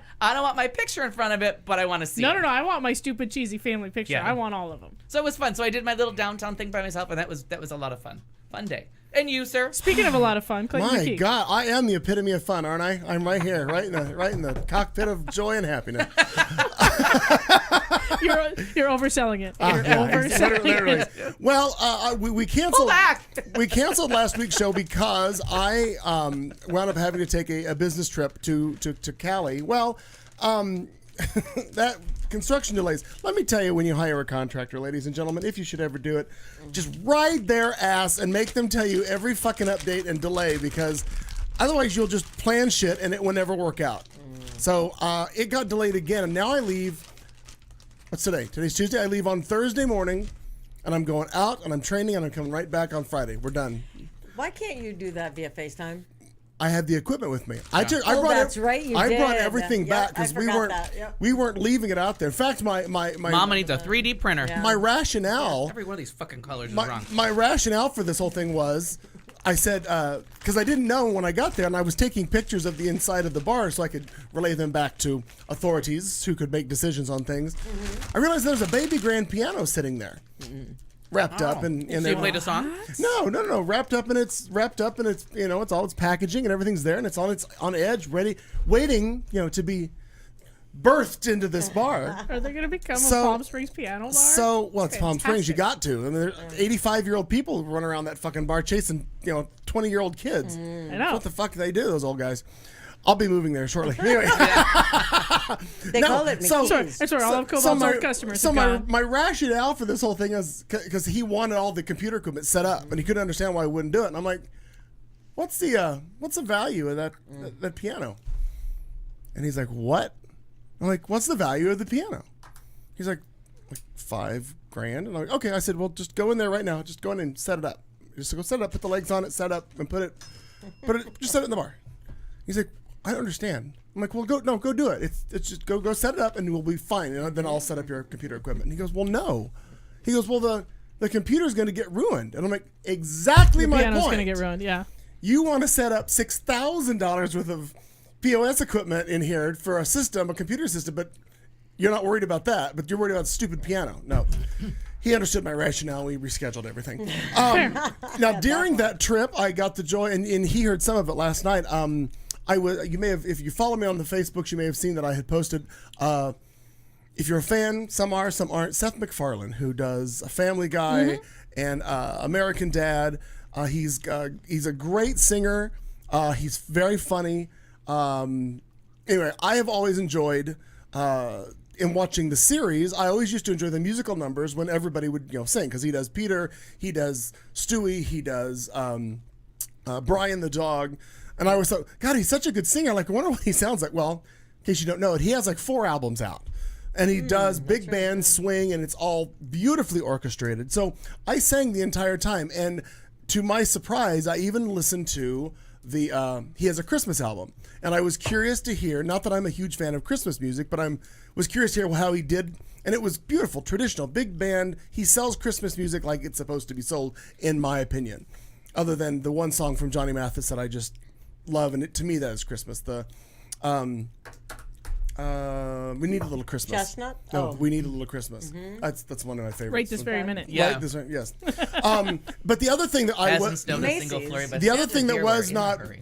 part of my Tuesday last week was when we normally would be doing the show, I was at the veterinary office with one of my cats because for almost 2 weeks prior, for some reason I had a cat that wouldn't eat. And I was getting worried, and I was leaving to go out of town for 3 or 4 days, and I thought, I can't leave. Has your time at the culinary school helped that? The culinary school was after. I saw that. That was very funny. Yes. No. Is that so Franks and Beans or something? so now let me tell you a little bit about this visit to the to the veterinarian. Tell me more. Tell To me the more. cat hospital. Well, Marnie showed up to be moral support and help because That's lovely. because I didn't Very know nice. if we were going to be having a long winter's nap or what we were going to be doing because we weren't really sure. Well, it really changed. It really changed course when one of the nurse technicians walked out from one of the rooms in beautiful. I'd never seen blue scrubs that beautiful before, but I think it was because of the contrast of the coal black hair and the dark brown eyes and like a 23-year-old Latin guy named Ruben. All you heard was this. Poor Maggie. She was flying through the air going the other way. He's like, hi. Can you help my cat? No, she's No, fine. she's fine. Yeah. I'm a little upset. Maggie, walk it off. I'm having, Daddy's busy. You can talk to the nice gentleman next. Oh, my Daddy God. can't breathe. Yeah. So the whole time. I need a date for the vigil. How you? Oh, my God. I knew there was a way to make that funny. I just had to work on it. So Self-editing. So Marge stuck with me through the whole time, and they finally put us in one of the rooms to wait. And I'm like, Did Ruben go with you? well, no, we didn't. Well, we didn't know. requested. Well, right, I requested, but you never know if your request is going to be fulfilled until the Make-A-Wish Foundation shows up. Oh yeah. So, So they're carting your sick ass through so, Disneyland, so right? all of a sudden, Marty and I are in this little room about half the size of the studio. We hear and he walks in, and I think all she heard angels. was me going. And then they get together to look I over wish- Maggie, and I was trying to get my phone. I I'm wish you like could have this, got the picture of both of us. trying to get my phone out to get a picture because they're like. Was there an head to accidental ring head. ceremony? No, well, Close. there could have been. Yeah. And I'm ordained, so I could have taken care of that. He was actually. Yeah. I was holding Maggie from the front to Scared? comfort Yeah. her. To comfort her. and Worried? He was shoving something up her ass. He was taking a I don't temperature. want to talk about it. So It's awkward. Yeah. Yeah. Again, escalated quickly. so she Next thing you know, said, you're fingering a cat. I don't know how the story went off the rails. "This has a happy ending."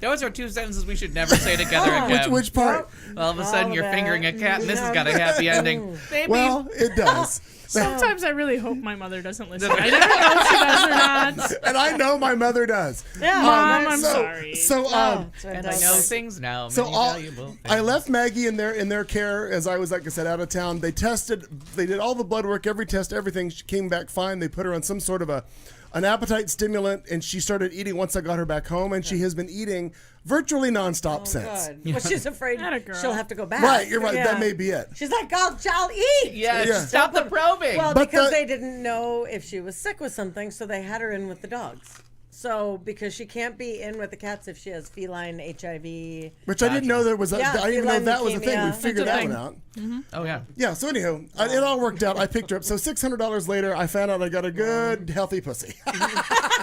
There's that. Well, welcome to it. Very good. Very nice. I like it. None of us We were going really to tell covered you. a lot today. Wow. You were going to have to seek out a professional for that news. That was not coming from a friend. Good work, everyone. Wow. Tried to segue And into I stuck with him through the whole thing. It's shaking, bacon. I She did. Hell. She even offered to go pick it up later, but I did it on my own. Yeah, I'll get my own pussy. Well, I took it there on my own, but she just was there for support. Yeah. There's Just no way to supporting segue the out of this. pussy. You're just going to have to No. do a hard Oh, I cut. realize that. Yeah. But I haven't given up. I'm still trying to figure out Ruben's phone number, so we'll just do it that way. Well, Google obsession. Are you obsessed? Is it keeping you up at night? Do you find yourself constantly making references only to be met with blank stares? Obsession. This segment is for you. Obsession. Whether it's musicals, mowers, Motown, Subarus, or Sondheim, it's time to share your obsession with the show with Clayton McKee. Oh my God, Demi Lovato has a new album out, and I'm pretty sure it was written just for me. Goodbye.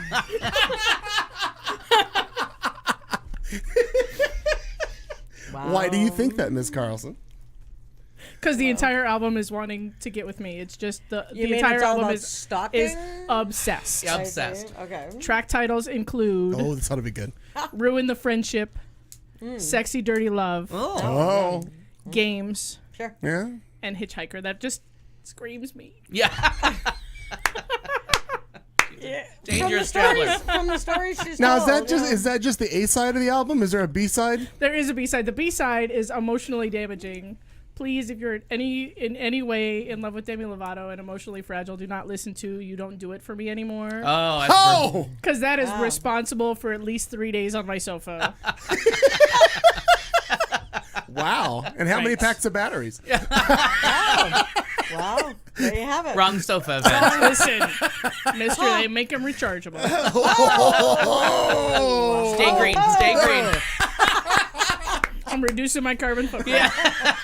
Oh, One wow. session at a time. I do have to tell you about a thinking of you incident that happened. Oh, that's lovely. So I'm walking doily Lord. down the street, yeah. Like you do. and I see a little billboard, like, Like you do. yeah, in a window They're everywhere. that had like the Demi Lovato, and it was a particularly attractive picture, but Particularly I attractive.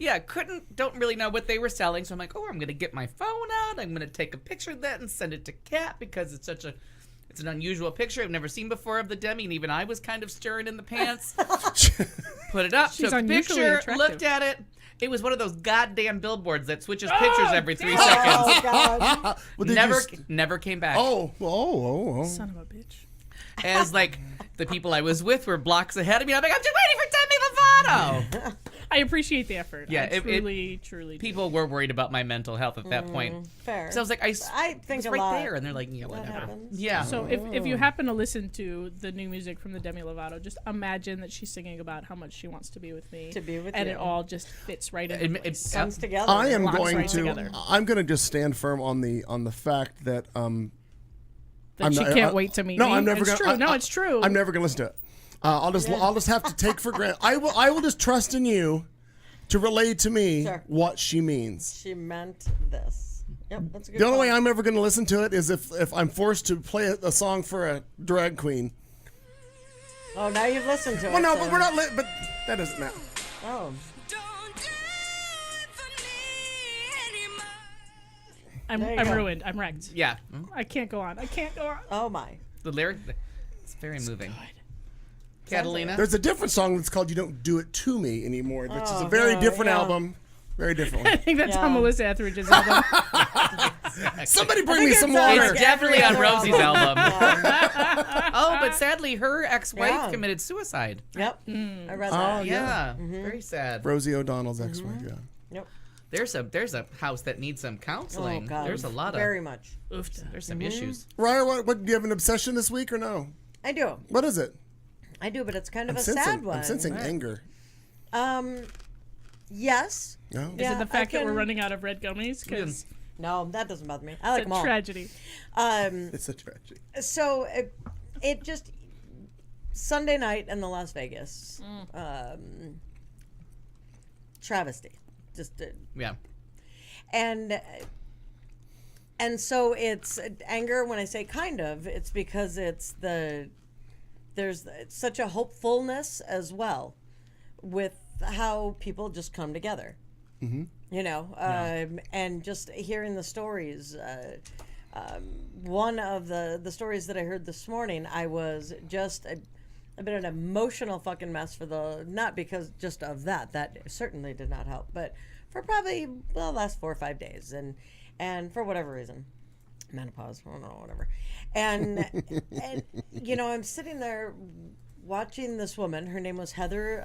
Last name was Goose. And she was speaking about this Jordan McEldew, I believe was his name. And the idea, like, if we're all at this thing together, how everything just became such chaos and people weren't together anymore. So his longtime girlfriend, whatever it was, ended up, it turns out, they had just grabbed people and shuffled them to safety, obviously, and she was in the basement of the Tropicana. X amount of hours later, or whatever it might be, when they were finally able to contact her. And this Heather Goose had been with Jordan the entire time. Didn't know him. Was in harm's way staying there, for all intents and purposes. But couldn't leave him because couldn't let him die alone.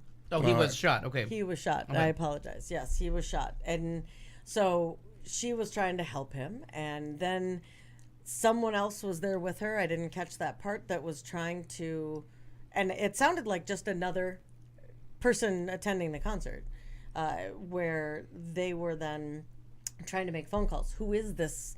Like, granted, they could get his ID out and they can see that part, but how do we get a hold of his people? Right. Who's he here with?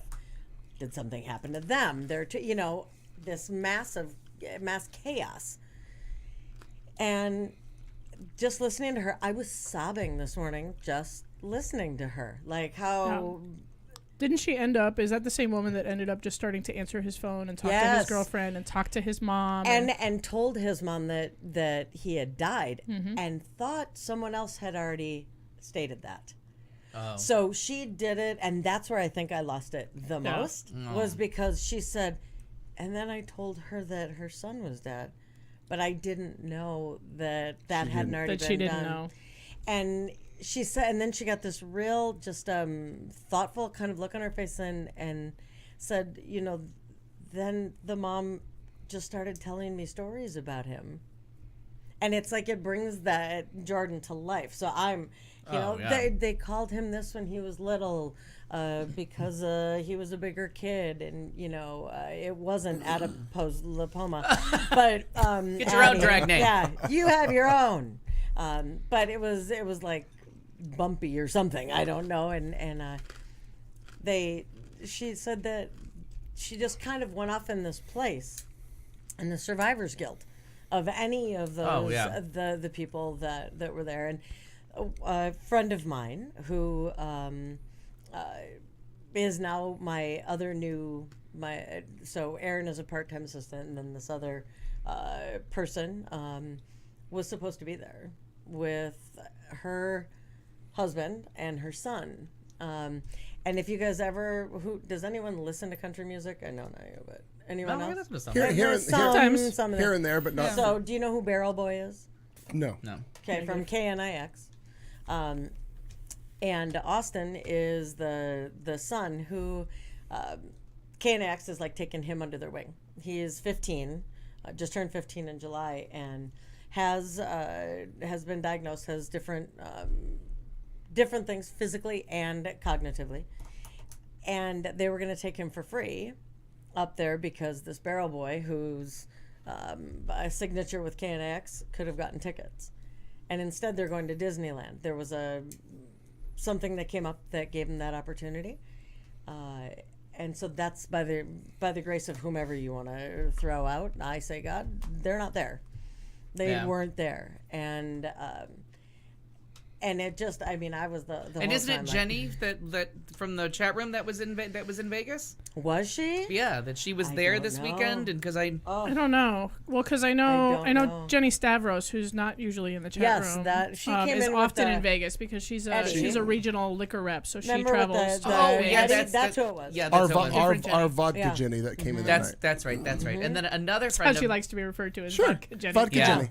Another friend of mine, I kind of knew was there, and he's keeping it private, but he did mark himself safe. He was kind of keeping a low profile about the whole thing, but he finally marked himself safe. And well, and I think that's where the obsession kind of thing comes from, is that if you're standing in the middle of New York City, you don't expect a plane to hit a building, right? I mean, you don't expect the Twin Towers to come down. So I don't mean to sound ridiculous, and the people that do get shot other times, not necessarily expecting it, right, if like it's a drive-by or whatever.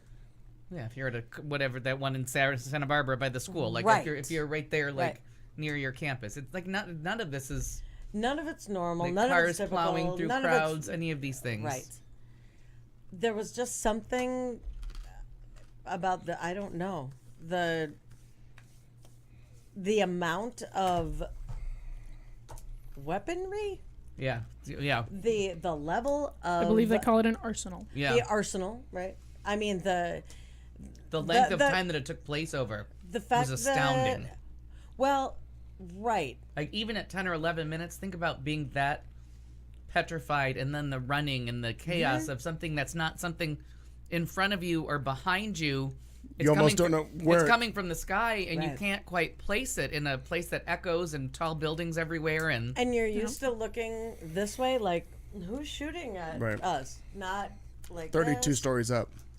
And across the street and at a great distance, at a like, great distance. I don't just that. I think it kind of brought more home to where I don't want to feel unsafe wherever, and you are. yeah, you are. I mean, I just don't want to think about it that way, but you are. And so that became kind of my obsession, especially today. So yeah, it made me angry, very much, to think of those people that were just there having such a great time, and then Yeah. that. Right, like the Pulse nightclub. Like, Right. Exactly. now- Exactly. The last largest The mass shooting. And the fact that that's how it's being talked about. Right. Thank you for saying that, because And- that's the other piece of it. This is The one fact up to that by we're- 10. Yeah. And is that what we're working toward? I mean, what? Right, and the fact, like, some asshole was online talking about, like, well, Paris had a mass shooting. Yep, Paris had a mass shooting. So I pulled you up, pulled out the chart. I pulled up a chart that had, like, the amount of mass homicides in France. On one page, they got back to the 1800s. Yeah. On one page, we couldn't get back to 2010. Right. No, it's a whole page just to get back to Right. last year. Yeah, You know I what mean? don't think you even get back to Columbine. No, you certainly don't. I mean, not Columbine. I'm sorry, Sandy Hook. Sandy Hook. I honestly the comparison, but of course, When it you look at it all this- just falls on deaf ears. Yeah. Yeah, I mean, Is that when- this year? That is no. That I think well, I have that chart too, but I don't remember if that's this year. It may be, but I thought that was kind of an So overall. those of you listening, 'cause Marnie has I shown want- us what does it say on top there? Mass shootings in Sorry. Marnie has shown Yeah, us a map with 2017. 2017. mass shootings marked. 2017. So that's And if I'm not mistaken, they classify mass shootings as 4 and above. Yes. so I think it's 3, something. Anyways, it's a number. But I gotcha. Well, but it's all and sadly it's a low number. It's a low number. Yeah. all this told me is that, oddly, I want to live in North Dakota, South Dakota, or Nebraska. You're following population density is what you're looking at. You're I know, looking at, right? Yeah.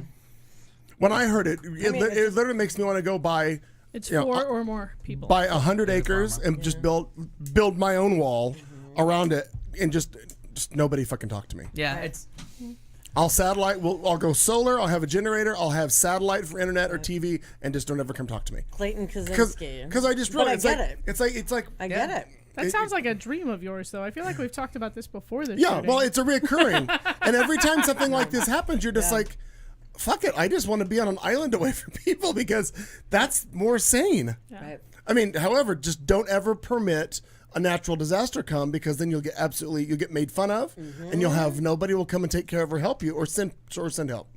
Well, no, especially if you're in the middle of a really large body of water, largest that it's anyone's ocean ever water. seen. No one's actually ever seen a body of water that big. It's true. Yes. That's very Um, true.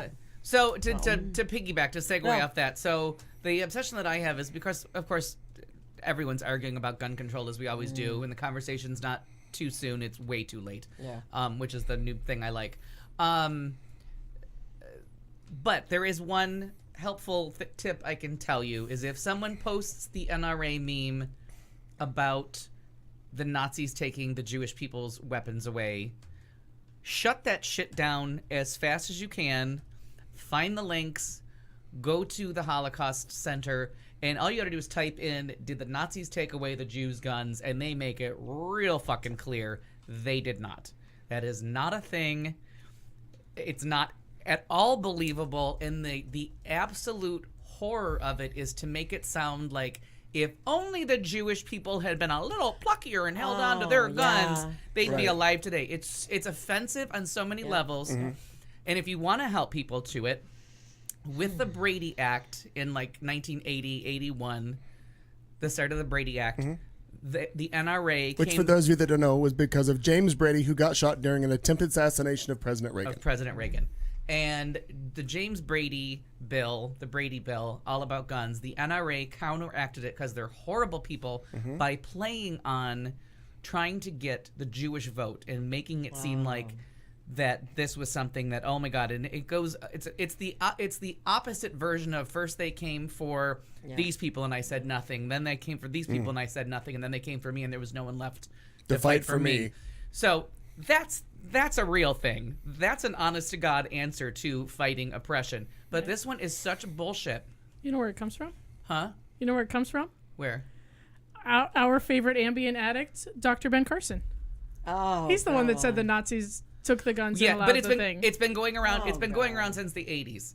Oh, I'm sure. Yeah, but I mean, it gets But he's it the gets one that that's what comes refreshes up when it. you Yeah. Google it. Is Dr. Ben perpetuated on a Carson. regular basis. I saw it 3 times today, and the one guy was just sitting there waiting. I'm like, I'm all ready, and I'm like, I'm not going to provide you the information because he was like, well, I'm Jewish, so the one thing that I'm most sensitive about. And I'm like, all right, and then I had to be the second one. I'm like, it's just an interesting thing that they made this bullshit up. The NRA made it up to fight the Brady bill in the 80s, and it lingers on today. First thing wrong with it. The regime before Hitler, Wilhelm, I think, if I'm not mistaken, I can't remember, the Kaiser. Mink or something. I think it's the Kaiser. Had a huge prohibition of guns. So Germany was pretty much gun-free going into Post World War One. Post World War One, and most of Europe just doesn't have a lot of guns. If you're not a farmer, the people in the city are not big gun owners. You know what I mean? It's just not a cultural thing. The Wild Wild West is ours. We claim that ourselves. But the regime before the Nazis took the guns away. Hitler came into power, let Nazis have guns, and said, we probably shouldn't let everybody have guns. So he was more free with the guns, but was like, maybe we shouldn't get the people that were against guns. So, according to what I've got from PolitiFact, you're almost right. Hitler didn't do the gun registration. It was the prior, whoever was the head of Hitler. And they had a gun registration law put into place in 1928 that replaced the total ban on gun ownership that was imposed on Germany after World War I. So Hitler didn't really do any of that. He just kind of inherited it all. Right, but he opened it up and got Nazis' guns. Like he got the registration and got the guns out to people. But there was no, and there isn't a big enough population in these places to fight the entire government and people turning their backs and acting like nothing is happening. But the way that it sells is because in the American culture, we live in that Wild West mentality and just assume that the Jews were armed to the tits and somebody came around. But if you look at all the stuff that they have, all the confiscated property, because they always displayed it and they always had it hidden, there's no guns in there. They were taking the dishes, the jewelry. Right. You know what I mean? But it's such an ugly thing. And now that I've said it, look around for it on the internet. I've never seen it, so I'll fucking have to everywhere. look and see it now. Yeah. And I had heard it through Ignorant. a teacher that I was friends with and used to eat lunch with in junior high. When the story first came out, she would quietly tell me stories. She was Polish. She would quietly tell me stories about the war and the Holocaust and like things that she saw as a child in Poland. And when she had heard the first time she had heard it at some kind of a convention, or I can't remember where it was printed first, but she had heard it and she just told me a story about there's not a lot of guns over there, like. So, I mean, it was just odd, and it's just always stayed in the back of my mind. Knowing that from that time, right. But I didn't know anything about it except for what this woman, this very nice woman, had told me at the time, kind of anecdotal. That would be like me telling you a story about America, and I'm like, well, no one had guns because I don't really know anybody with guns. So in my version, so I never knew if that was true, if it was just true for her. So a few years ago when that came back, after Sandy Hook, when they kept posting that thing, that's Sandy when I saw Hook it. wasn't real. Right, exactly. So a hoax with a hoax with a hoax. So that's what made me look it up and find the facts was that thing was Sandy Hook. So that's been my obsession today, is just like, be fucking ready, people. Right. Because that one's obnoxious. And a few days ago, I don't think it's been a whole week, there was a stampede in Mumbai. Every time something comes up like that, I know. I think of an ad. I know, I do too. And because of being so ignorant geographically, and like he had kind of told us different, and so, but I never remember. And I think, is that where he is? Is that where like that's When Right, was right. that? Because I never heard of it. It's just How did I? And maybe I was traveling, but I never heard of it. And I listened to Stampede in Mumbai. MSNBC. Like I listen to news all the time. How did I we miss have that? so much weird shit that's going on. was here. last Friday. There's so much shit. Yeah. It's been a really shitty like domestic news weekend. I'm not surprised it got buried for us. I'm not Yeah. at all surprised that none of us have heard of it. Because it's been shitty upon shitty. It's been dominated by dipshits' tweets and yeah, You know people what I dying mean? in Puerto Rico, and it really has. It's been a busy. Scott Towelgate. Yeah, what's his ass? The Price getting Oh, the yeah, boot, yeah. the Friday night dump, like Yeah. craziness. It's been a lot of. It's hard. Yeah, Clayton obsession. I think one of my piggybacking on all of this was the realization, and I posted the link to the Jimmy Kimmel monologue, where it's when he literally fired off all of the bad pun. He literally listed off all of the things that when fires happen in buildings, you talk about fire safety immediately. When there's flooding, you talk about water safety immediately. Like he went through all of these things that happen. Why is the only thing in the world that you don't talk about immediately? Why is it always guns? Why 'cause the NRA Oh, runs no, our world. No, no, yeah. no. I understand that. It's sort of a what's the right rhetorical question? But it is like it's time. Everything else. It's not too soon. If there's a It's car, too late. If there's a car accident, guess what we're going to do? We're going to improve car safety standards Or immediately. fix the traffic lights that caused it. Right, it's traffic. Or the crosswalk. Any or of what's that wrong shit. there. It's the only goddamn thing because of all those motherfuckers. So that was kind of an obsession to me when you realize all the other things that happened. In fact, like when he was saying, when he was 9 or 13 years old, I forget what it was, when the MGM, and I remember when it burned, when the MGM in Vegas burned, like it was like the next hour they were talking about sprinkler systems and I mean, as all soon that as shit. they dragged Natalie Cole out from under the table chair, doing her heroin. yes. Yeah. Don't think I'm not going to piggyback on a Natalie Cole heroin story. And when it burned down, she's like, "I miss you like crazy." You got your finger on And it. that's a good segment. Good work, And guys. that's what she did. But yeah, so that was been my obsession. But now what my obsession is, we are an hour and 15 minutes into our We show. started 15 and we minutes late. But that's an hour 15. We're good. Boys and girls, guess what? Headlines are coming at you even if you don't want them. And they go something like this on a Tuesday night. Holy shit! Oh my God, a van got a big surprise in Colorado. What is breakfast? It's all about lactobacillus. It's a girl. 2 cows, 2 accidents, and too much. Grow the fuck up. He saw ships flying in. Killer clown cold case leads to arrest. Oh, these and more titillating topics coming at you in just moments. It's Q Talk America with headlines. Aren't you excited to be here? We know we are. And if you're not excited, well, it's fuck you. It doesn't matter. We'll be back for hour 2 at headlines right after this. Stay with us. You're listening to Q Talk America.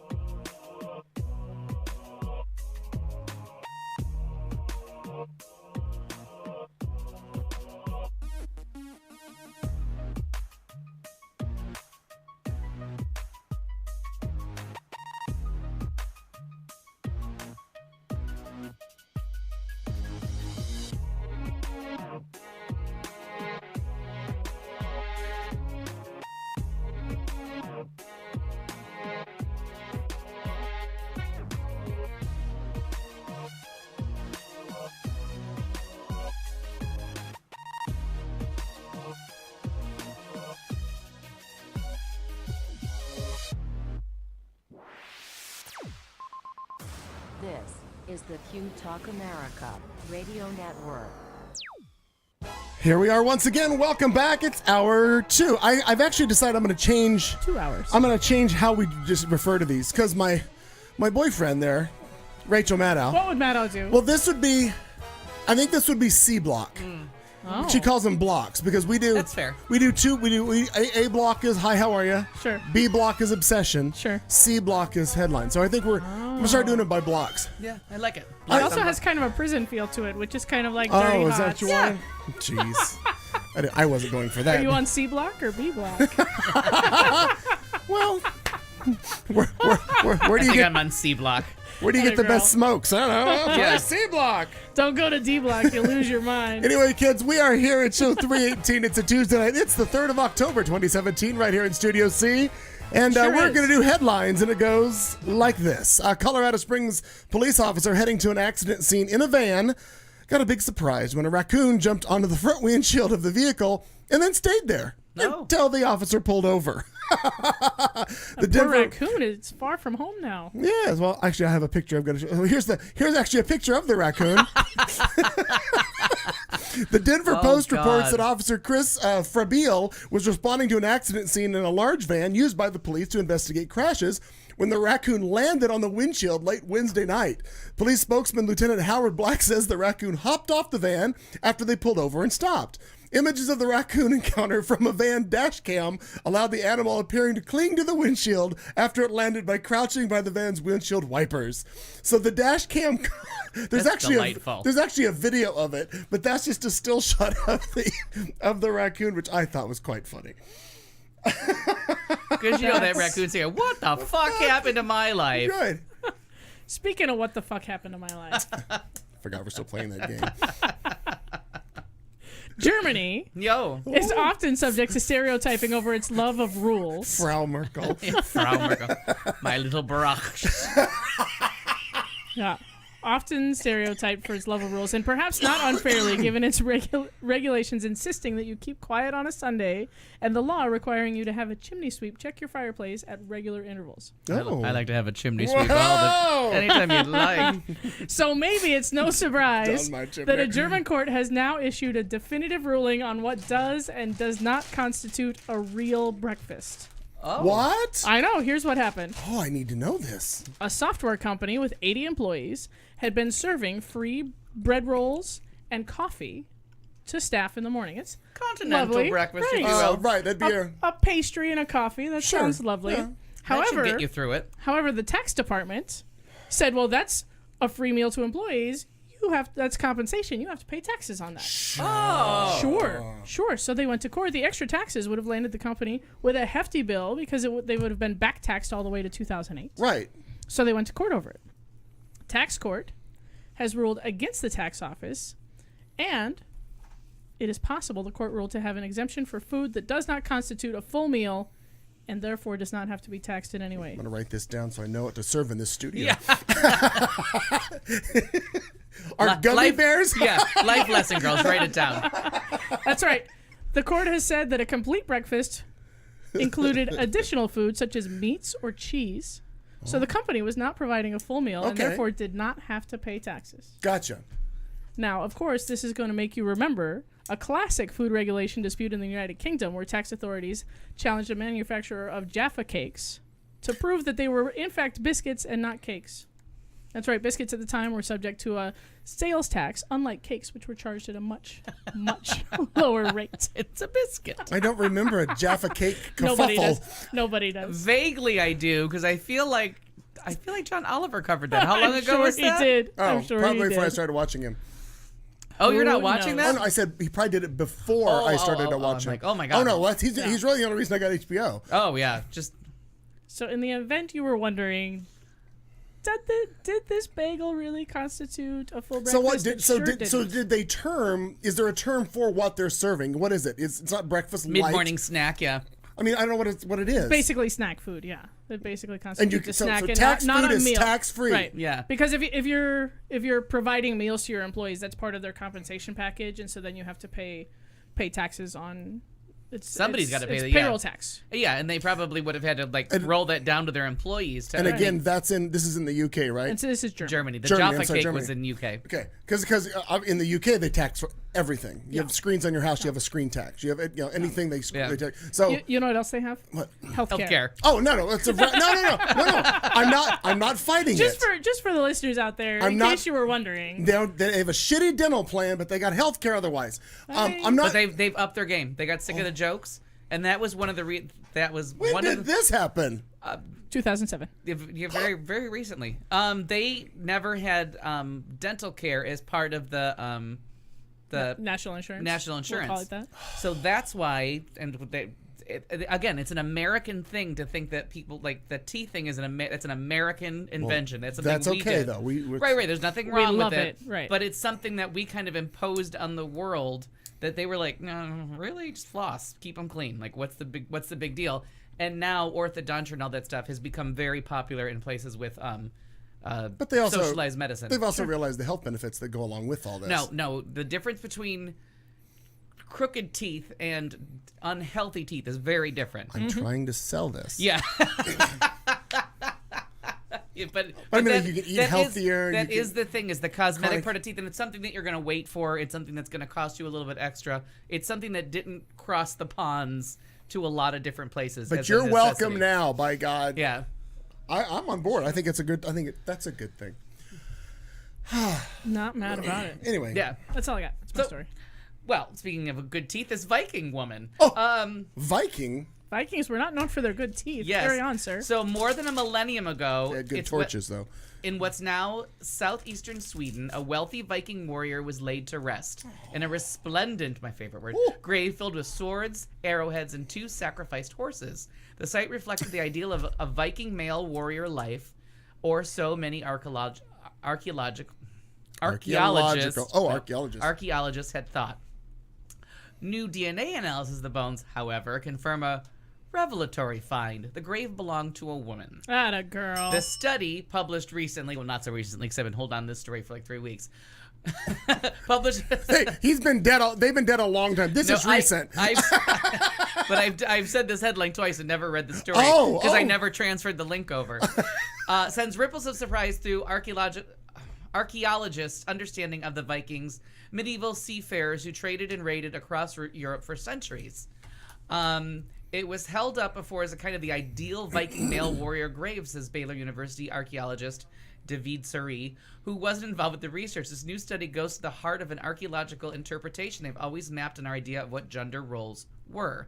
Viking lore had long hinted that not all warriors were men. One early 10th century Irish text tells of Ingen, red girl. That's whatever thing I was about to say translate to red girl. A female warrior who led a Viking fleet to Ireland. And Zori notes that numerous Viking sagas, such as the 13th century saga of the Volsungs, tell of shield maidens fighting alongside male warriors. But some archaeologists had considered these female warriors to be merely mythological embellishments, a belief colored by modern expectations of gender roles. So now, the interesting about this, again, you're putting your own worldview. So they're telling you stories about female warriors. They're writing poems about it, but you made them into unicorns because your brain can't wrap itself around that being a female. Right. So there's scientific bias. Hard at fucking work. Like, you have to work really hard to read a story about a woman warrior and make it into a unicorn. Like, you know what I mean? Unicorns aren't real. Right. Women are. I don't know if you However- know that. Women are real. Allegedly. So Demi Lovato, woman. Hear her God, roar. I hope so. Hear her roar. I'll be very disappointed. The story takes an interesting turn if that's a man. If you get all the way to the Vanilla Valley and there's no valley, you're Yeah. going to be really upset. To find an ice cream cone. I'm not sure where this or a metaphor is unicorn. going. Yeah, but it went You're there. going to like I'm it. weirdly excited about it. So since the Me too. yeah, Lady Warriors. yeah. I think that's a college basketball team too. Not sure. Could be. So they talk then about the bias. The next Sure. part is just about the bias. But as the National Geographic magazine reported in its March 2017 cover story on Vikings, Stockholm University bioarchaeologist Anna Gelstrom. Karenina. Gelstrom. I'm pretty confident with that. Closely examined the warrior's pelvic bones and mandible for the first time. Their dimensions appear to match those typical of a woman. Her analysis presented at a conference in 2014 and published 2 years later didn't make much of a public splash, and some archaeologists pushed back. Since excavation of the gravesite had occurred more than a century ago, perhaps the bones had been mislabeled or problem with any nearby graves. Maybe the skeleton had been jumbled by the other people's bones. They have every answer except Every for the fact excuse except for the they're fact that, looking at a this is a woman. lady. So they finally did. Uppsala University, a woman-led team, went to the bones, did the DNA, and no Y chromosomes at all. The Viking was a woman. So now we have this whole new mythology to reconstruct that includes women. So ancient proof that #bitches get stuff. yeah. done. So the Vikings were here first. Fuck Columbus, and they was women.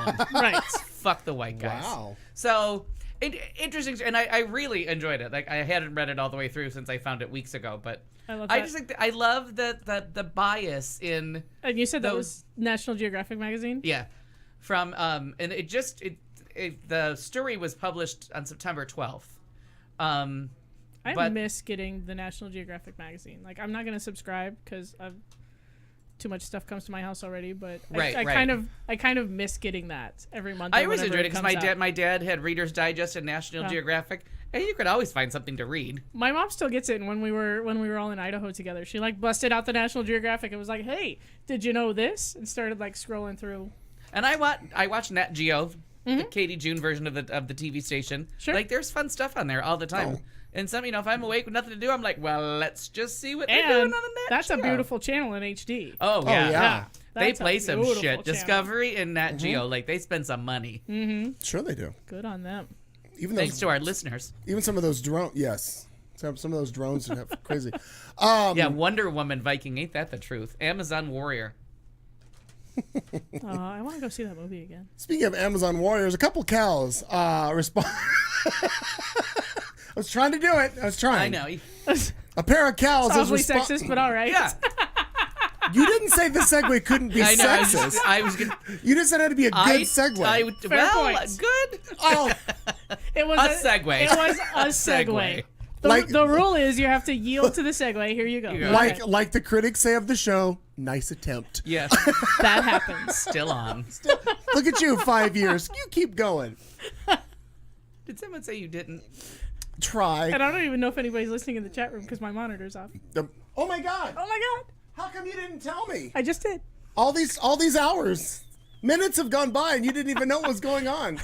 Look at that! There you go. Oh, there they are. Oh my gosh. People, 3 of them talking. Aaron from LA.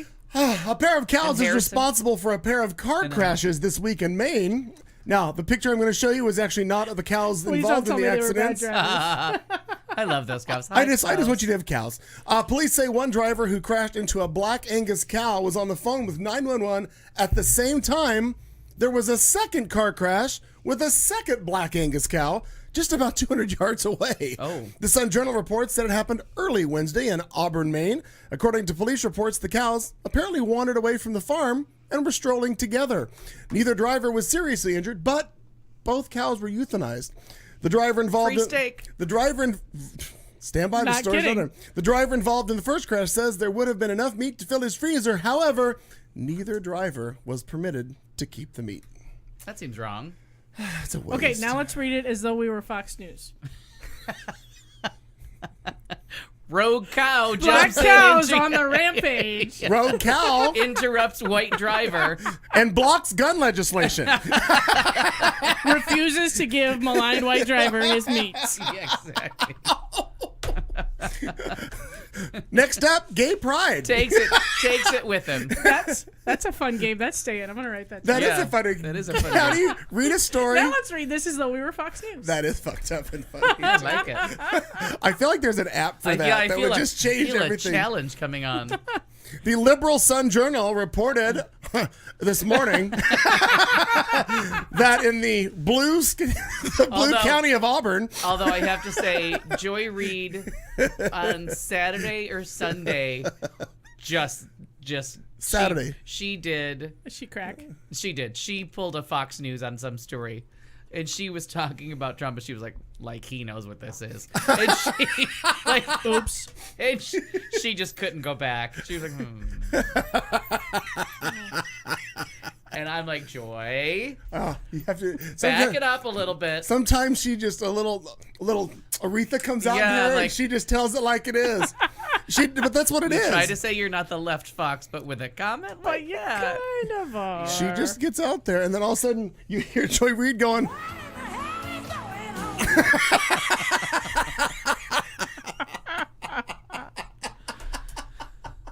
Speaking of what in the hell is going on, Nice attempt. America is in the throes of a serious and troubling trend that needs to stop, and it needs to stop now. What am I doing? What am I We're doing? talking about Halloween, and we're talking about adults dressing up in costumes. I'm already tired of it. Enough. Enough. The National Retail Federation reports that 48% of U.S. adults will, on purpose, dress up as a pirate, slutty waitress, or some other person. All female costumes are just slutty, Slutty something. this, right. The only costume there is slutty, Slutty banana. something. Yeah, Right. slutty banana. Whatever it is, it's got to be slutty. Yeah. Slutty pineapple. It's out there. Google it. Slutty pineapple. Yeah. That is a legit Now, I think I costume. saw that in a movie once, but it had Of the nothing. 9 million reasons I quit Halloween, that was that every female costume was just slutty something. Yeah. Now, we assume that some of these folks have their own children. Wow. They should get out of the way and let the holiday be about the children. Grow up. Now, we're not saying don't get into the spirit of the holiday. Dress up your house, put up your lights, buy your fucking pumpkin, whatever you want to do, Jesus, bitchy. and then stop. But sometimes the person, sometimes the person giving out the candy is dressed up, and that's kind of fun. That's fine if you're doing it for the children to give them the candy, but if you're doing it to go be a douchebag out at the bar, don't. Yeah. Stop. Keen listeners will realize that Halloween night is actually a Tuesday this year, and we will be Not in costume. not in costume, but we'll be here doing the show, to my knowledge.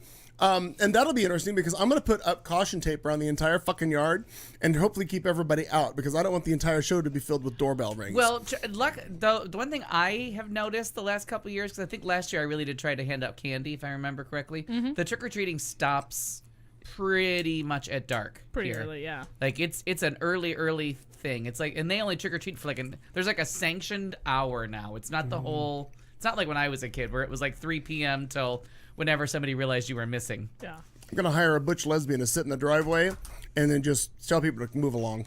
Move along. I don't have time for this shit. Are we gonna flip a coin for it? Yeah. Or? Well, I really You wasn't. got two of them sitting here. Actually, I wonder if Leslie Baldwin is free. She could drive down She'd the hill. be lovely in that job. She'd drive down the hill and sit in my driveway. A slingshot. She'd be fine. That'd be wonderful. That'd be wonderful. Let's do that. Okay. I don't hate everything. I just Halloween and I broke up. We did our time. We've all been in the bar so long for all these holidays. We Right. hate all of them, mostly. Yeah. I Yeah. feel like there are lots of other days to dress up on. Sunday. Wednesday. Sunday. It's a say something hat day. And Yeah. You just wear a, Right. I Perhaps a fancy Friday. Institute that at your office. I but gave Halloween- all the Halloween I could give. I really did. I gave it all to you. We I'm out of cashed the Halloween. bank. Do you know what this year is with regards to the Halloween show at the BS in the West? 20th anniversary. 25th. Shut up. It is the silver anniversary this year because that's what they're billing it as. Yeah, they could get away with that lie. I don't think it's true, but Well, that's what it says. That's what. If you go to I'd have to count on my hands. It started in '94. That's all I know. So do the math. Well, 2017. Well, that'd carry the be one. Double. Is it metric 19. years? But you end up with like 14. But you end up with that extra year because 20. First year wasn't If official. it started in '94, then '95 is year 2. You know what I mean? So you don't Right. count the same way. Sure. It's that whole thing about the no zero placeholder that I always talk about that makes counting things hard. Yes. Like when our 200th show was actually our 201st show. Yeah. Because there's a show 1. There's a show 0. Which still makes this a year off from your 25 years. Yeah, it's still off. But I'll let you get away with it. Sure, why not? There's a little Italian guy making the math over there, so I don't fucking question it. Well, And not everybody remembers that it goes along with Priscilla, Queen of the Desert. Oh, I didn't either. I just know that I was in the first, I think it was the second show was the first one I was in, and then I did however many. So let me just read. I've never done them. Let's review my math. All So right. go ahead. So, okay, is it my turn to tell It sure stories? is. Yeah. Isn't it always? Shut up. Does today end in Y? I'm going to pull up the flyer for that show, and we're going to... Oh, I don't. I just want you to see it. I just want you to feel included, Al. That's lovely. That's what I want. It's very nice. fairly 94. It came out in 94 in the summer of, and we decide, and I got the phone call a couple weeks after we saw it. Do you want to do a drag show? Do we want to do a turnaround drag show? Not a turnaround, but do we want to do like people that don't do a drag show for Halloween? It's and a have turnabout party? show, sure. Yeah. So, and it was 94. That's how I remember, because it was right after I saw Priscilla, and I'm like, go see Priscilla. It's kind of fun. So that was the impetus, and so it's 94. So that's how I know. Okay, so killer clown, cold case, leads to arrest of woman at center of Florida love triangle. It's very exciting.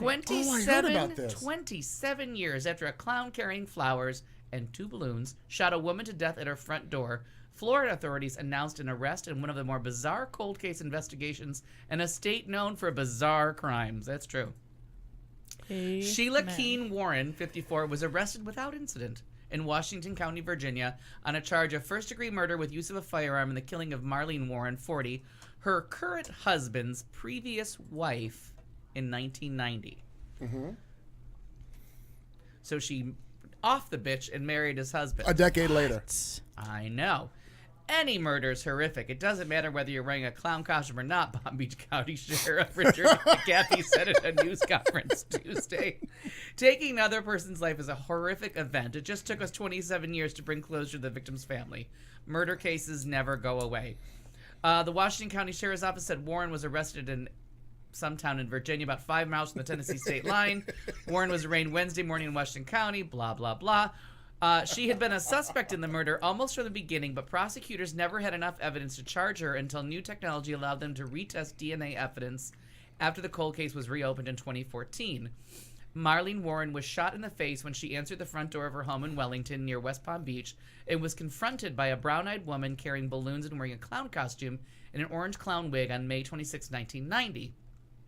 One of the balloons had "You're the Greatest," and the other had Snow White painted on it, according to news coverage at the time. It was the strangest thing that they had seen in all their years of law enforcement, according to Palm Beach County Sheriff's Office. She went to the door. There was somebody wearing a clown suit and a clown mask, and she went to take the flowers and balloons, and the clown shot her. And as far as I know, nothing was said. Initially, suspicion quickly focused on Michael Warren, the victim's husband. His friends and family said the couple was having marital problems.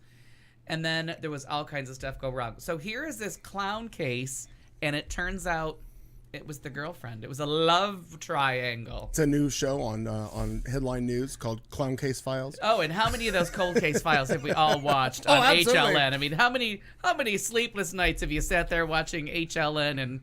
I actually find myself on the infomercial channel more often than not. So. Oh, cold case, and then I get so frustrated by the commercial because they're 20 minutes long infomercials. And I'm like, God damn it, I want to know what happens, but I can't sit through one more time. But I love those, and I try and convince myself to pick up the phone and call and order the Sham Wow. Oh, see, and mine is I always want the Time Life music collection from like 1901 till yesterday. I watch those. Those are really good. The cold case files, because then when they restage something, or there's a street scene or whatever, and they're like, June 1983, blah blah blah, Barbara Billingsley or whoever I didn't mean to pull Barbara into this, but. Anyway, so they do this, and they do a scene of an office or a street, and I try to do timelines of that car doesn't belong. That's not 83. That's a 1986 car. That's I figure out how fucked up they are in their restaging of stuff. Oh, sure. But I do love those because when they figure out DNA evidence later confirmed, whatever they figure out. Yeah, a strand of hair in the back of a You're boot. selling it to me. I'm buying it. And that guy that does the voiceover for those, I'm doing it no justice. He just passed away recently. It's terrible. Oh, is it a cold case? No, it's not. But the way that Not it yet. works, they actually would email him the scripts. He lived in Florida. They would email him the scripts, and he literally would just go into a studio, and he would just record it all and send it back, and they'd be like, "Oh, we love fantastic." That's all he did. Older guy just. I want God that bless job. that job, How do I yeah. get that job? Yeah. Oh, I do. Oh, these are my M&M. Oh. I do Not sure that with banging on your keyboard. I do that with movies. That movie Atomic Blonde from last summer. Uh-huh. There's a scene where they're supposed to be in this hipster club and they're dancing to the politics of dancing, and I'm like, why would these young with it kids in 1989 be dancing to a 7-year-old song? You know what I mean? Like, pick a song from the right year. Right. Right. Like, and it was supposed to be all this 80s music, but like cool, like you're done with that song. Yes, it's a great song, But it was this too old that- nostalgia for the 80s waited a couple of minutes. You know what I mean? Like, they weren't at an oldies club listening to something. Then you find that it was the director's favorite song from a childhood, so he had to fit it in. Right, but it fits that 80s theme and not thinking of like, there's a specific year for some of these songs. Right. You know what I mean? Like, And some of them were just literally a year, and we're not talking about them anymore. right, exactly. They were big for 2 minutes. But so I do that all the time with music. Like, this is not the right song for this era or this time period or what these kids would be listening to. No, not buying it. True that. You got something else you want to chat about? I have one. I don't think Oh, so. go ahead, Alfie. Sure. Go So, for it. breaking news from CNN today, Russian-linked Facebook ads targeted Michigan and Minnesota. A number of Russian-linked Facebook ads specifically targeted Michigan and Wisconsin, not Minnesota, Shocking. 2 states crucial to Donald Trump's victory last November, according to 4 sources with direct knowledge of the situation. Some of the Russian ads appeared highly sophisticated in their targeting of key demographic groups in areas of the states that turned out to be pivotal. The ads employed a series of divisive messages aimed at breaking through the clutter of campaign ads online, including promoting anti-Muslim messages. It has been unclear until now which regions of the country were targeted by the ads, and while one source said a large number of ads appeared in areas of the country that were not heavily contested in the elections, some clearly were geared at swaying public opinion in the most heavily contested battlegrounds. Michigan saw the closest presidential contest in the country. Trump beat Democratic nominee Hillary Clinton by only 10,700 votes out of nearly 4.8 million.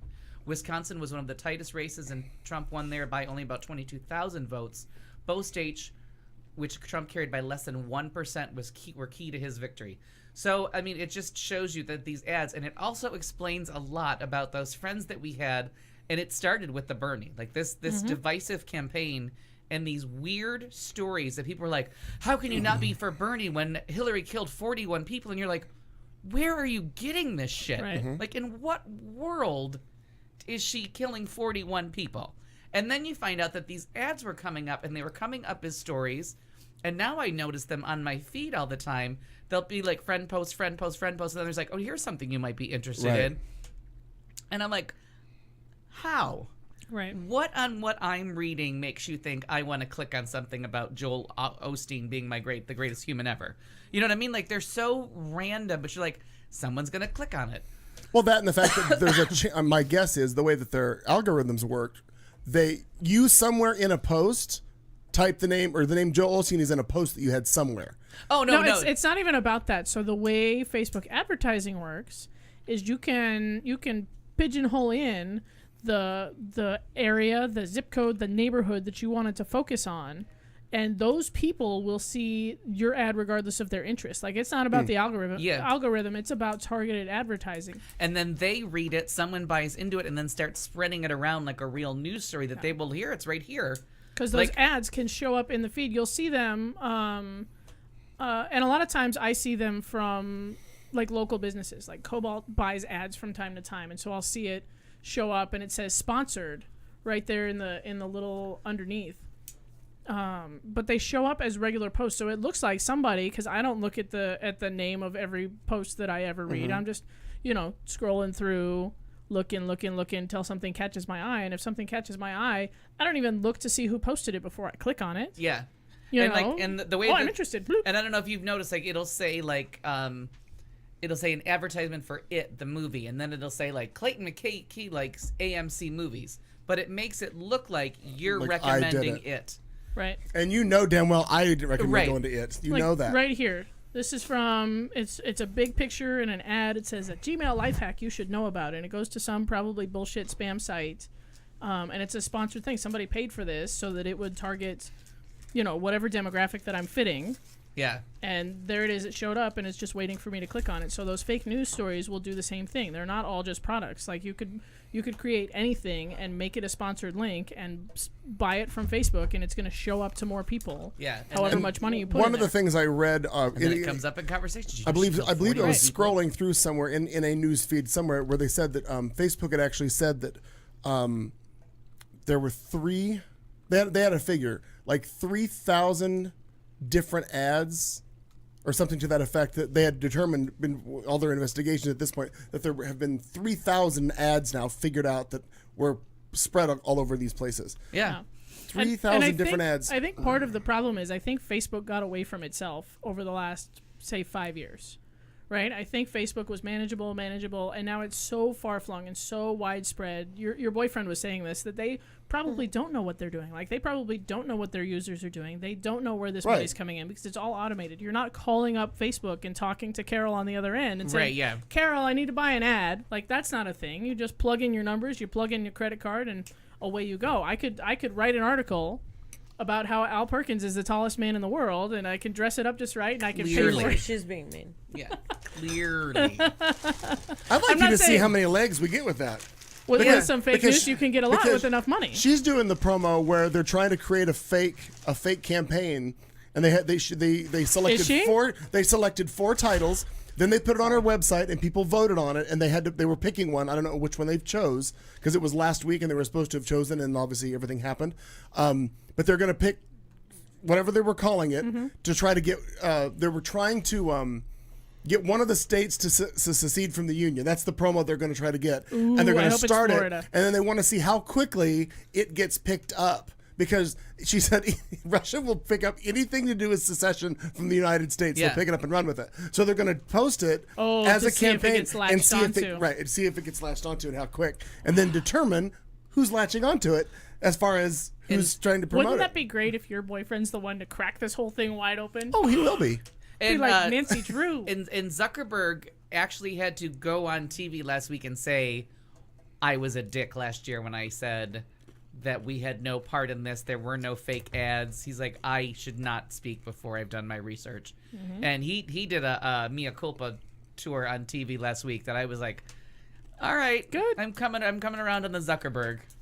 Is that his name? Yeah, Yes. Mark Zuckerberg. Yeah. Well, and again, like that kind of speaks to Facebook getting away because that guy is so young and started all of this so young. Like he doesn't have and stole it from others. It's so young. Right. Yeah. But however you get, I don't care how you get here. You're here. But there's a certain amount of wisdom that does come with age and trial and error and mistake and empathy and I am mortality. looking forward to getting to that point in life. You're so smart. And thinking Look at how wise. And thinking that what he created was still this pure creature out there, not wanting to admit to being the Frankenstein. You know what I mean? Right. Yeah, it's see not how just. See how I didn't call the monster Frankenstein? I like it. This just in, and I realize this will be not breaking news as you listen to this on repeats. Associated Press has just reported that the girlfriend of the Las Vegas shooter has arrived in the U.S. and was met by federal agents at the airport. Where was she? Philippines. Japan. No, via. I thought Philippines via Hong Kong. I think that's correct, based on what I heard. And he had transferred like $100,000. Is that separate from the roommate? At the same time, that the girlfriend is all I've heard of. I don't know about. I didn't hear of a roommate. Or, well, I don't remember what I was listening to. I think it was NPR maybe, and it was maybe yesterday that they were looking for not necessarily as a suspect, but someone connected to him and described her as a roommate. Oh. So I don't know. That's old news that I clearly didn't pay very much attention to. And I've reached like kind of a threshold. And Aaron brings up what I was just about to say out loud, that there are already conspiracy theories everywhere. and videos saying that he couldn't have done the shooting. He was too old. Second he was too shooter. infirm. It came from the 12th floor. It came from the 12th floor, but Of yet the there's book no depository. Yeah, but there's no broken windows on the 12th floor, and There is a ton out there. They're floor to ceiling windows And that don't open. The interesting thing that I thought, and I just saw it today, was I saw a couple people had like posted, but then I saw like an entire thread, and I was astounded by it was people that I knew that I'm like, you believe this? Right. Yeah, and because you want to think that there's something else, but it's clearly being started by someone who wants to get that whole it wasn't a white guy thing going. That he's been manipulated and he's the patsy that's going down for this. Like you can see right through it because the line from there was a second shooter to its Muslim to its Antifa is just bam. It's not even lightly obscured yet. All of this is Hillary's fault. Wasn't there also, I thought there was also a report that there were simultaneous shooters at like 4 other resorts at the same time, but then they couldn't they didn't actually pull off what they were supposed to, and he was the only one who actually succeeded in what he was doing, but they were supposed to be. I've heard all these bullshit stories. The other thing is where that's situated, and it's coming from the sky, and the noise is echoing, because those four, the Excalibur, the Luxor, Mandalay Bay, and Tropicana, are right there on that one corner. They're right next to the airport. So there's all this noise. with the airport right behind them. So if the bullets are coming from the sky and you're hearing it, and it's coming across. Where the fuck is it coming from? Right, you could be getting shooters. You could get them from the Monte Carlo, who would be hearing it and thinking it's coming from the Tropicana. You could be at the MGM Grand and think it's coming from the Tropicana. Like, there's all these different places. So people calling and saying they hear a shooter at this hotel is not. They're echoes. Yeah, it's not. It's like when we hear gunshots, just in general at the house. I mean, I can be in my living room and hear it, and I'm like, was that out front or was that out back? Right. I mean, you just, because there's, like you said, the echo. I mean, you can't. There's no way to tell. And not just Imagine the echo, but it's being, coming from the sky. It's Right. coming across the street. So then imagine you probably being are there. going to get. You probably are going to get Absolutely. multiple people reporting gunshots Right. from multiple places. You had a couple stories. Do you still want to do them? You had a couple headlines that you talked about. Yeah. Did you get that video thing that I sent you? I do. I have that, and do we need to do that? Well, oh, by the way, There's audio visuals. actually, just before we move on, right quick, Al, here's the there's the ad for the show, and I'm not happy with the ad. It's hard to read the lower stuff. The 25th anniversary. That's fun. Yeah. So anyway, there it is. Just wanted you to see it, in case you hadn't. All right, Martin. Well, this is all about lactobacteria. Do we need to get a towel? The hell is that? You might. Lactobacillus. Kind of. Lactobacillus. Yes. If you were to, well, not these guys, but Kat, if you were to imagine, well, okay, so it'd be Demi Lovato. We've got this. The woman of your dreams. Your object of desire. All right. Her charm. Her sensuality. Her It's passion. all in the new album. Yeah. Side A, apparently. I don't have to imagine. I have She's to tell singing you, it to me on a regular basis. the article alone is a little too much, and even I am like, yeah, we're not going to talk about trying her taste or feel or smell or hear her voice. We're not going to go into that because I am clearly uncomfortable trying to do that in any kind of weird voice. So now free I your don't know what's fantasies and imagine that with a magic wand you can close it in one bottle of beer, like that whole passion and sensuality. I didn't know where we were going with this. The golden drink brewed with her lure. First Grace. of all, the golden drink is not. It's not okay. None of this is okay. That's a whole different fetish. I don't ever want to hear the words "brewed with her lure." Ever. You're going to and hear it. flavored with her instincts. Oh. Imagine the beer in which every sip is a rendezvous with this Yep. hot. Beer is officially over. Ladies and Yeah. gentlemen, I'm bringing a bottle of whiskey next week. Beer is officially After the recent death of Halloween, Oh. beer was second beer to go. is over. So over the forever. order, if I'll probably mispronounce this, but the order of Yanni, I don't think Spell it. Yanni, Yeah. Yoni. Traditional spelling. That's a yoni. They have Tony. prepared technology, making creation of such a unique beer possible. The beer containing a quintessence of femininity. The technology The quintessence for enabling, making the grade. materializing her loveliness, gracefulness, and character, giving you the possibility of conversion of a tasty beer into a date with a real goddess. All of this entire thing was too much for me, because the secret of the beer lies in her vagina. Oh. Nope. Nope. Is it like fresh extract or something? Using high-tech microbiology, we isolate, And lady yeast. examine, and prepare lactic acid bacteria from the vagina of a unique woman. To ferment the beer. The bacteria, You have to sneak up on her? Lactobacillus, transfers the woman's features, allure, grace, glamour, Full body. and her instincts. Depends on the model, I Her suppose. stinks. Yeah, I believe her And stinks. her instincts into beer instincts. and other. Very different. All right, now the crucial part Cat just threw a beer bottle away. is to ensure the safety of the product, of course. How can you not?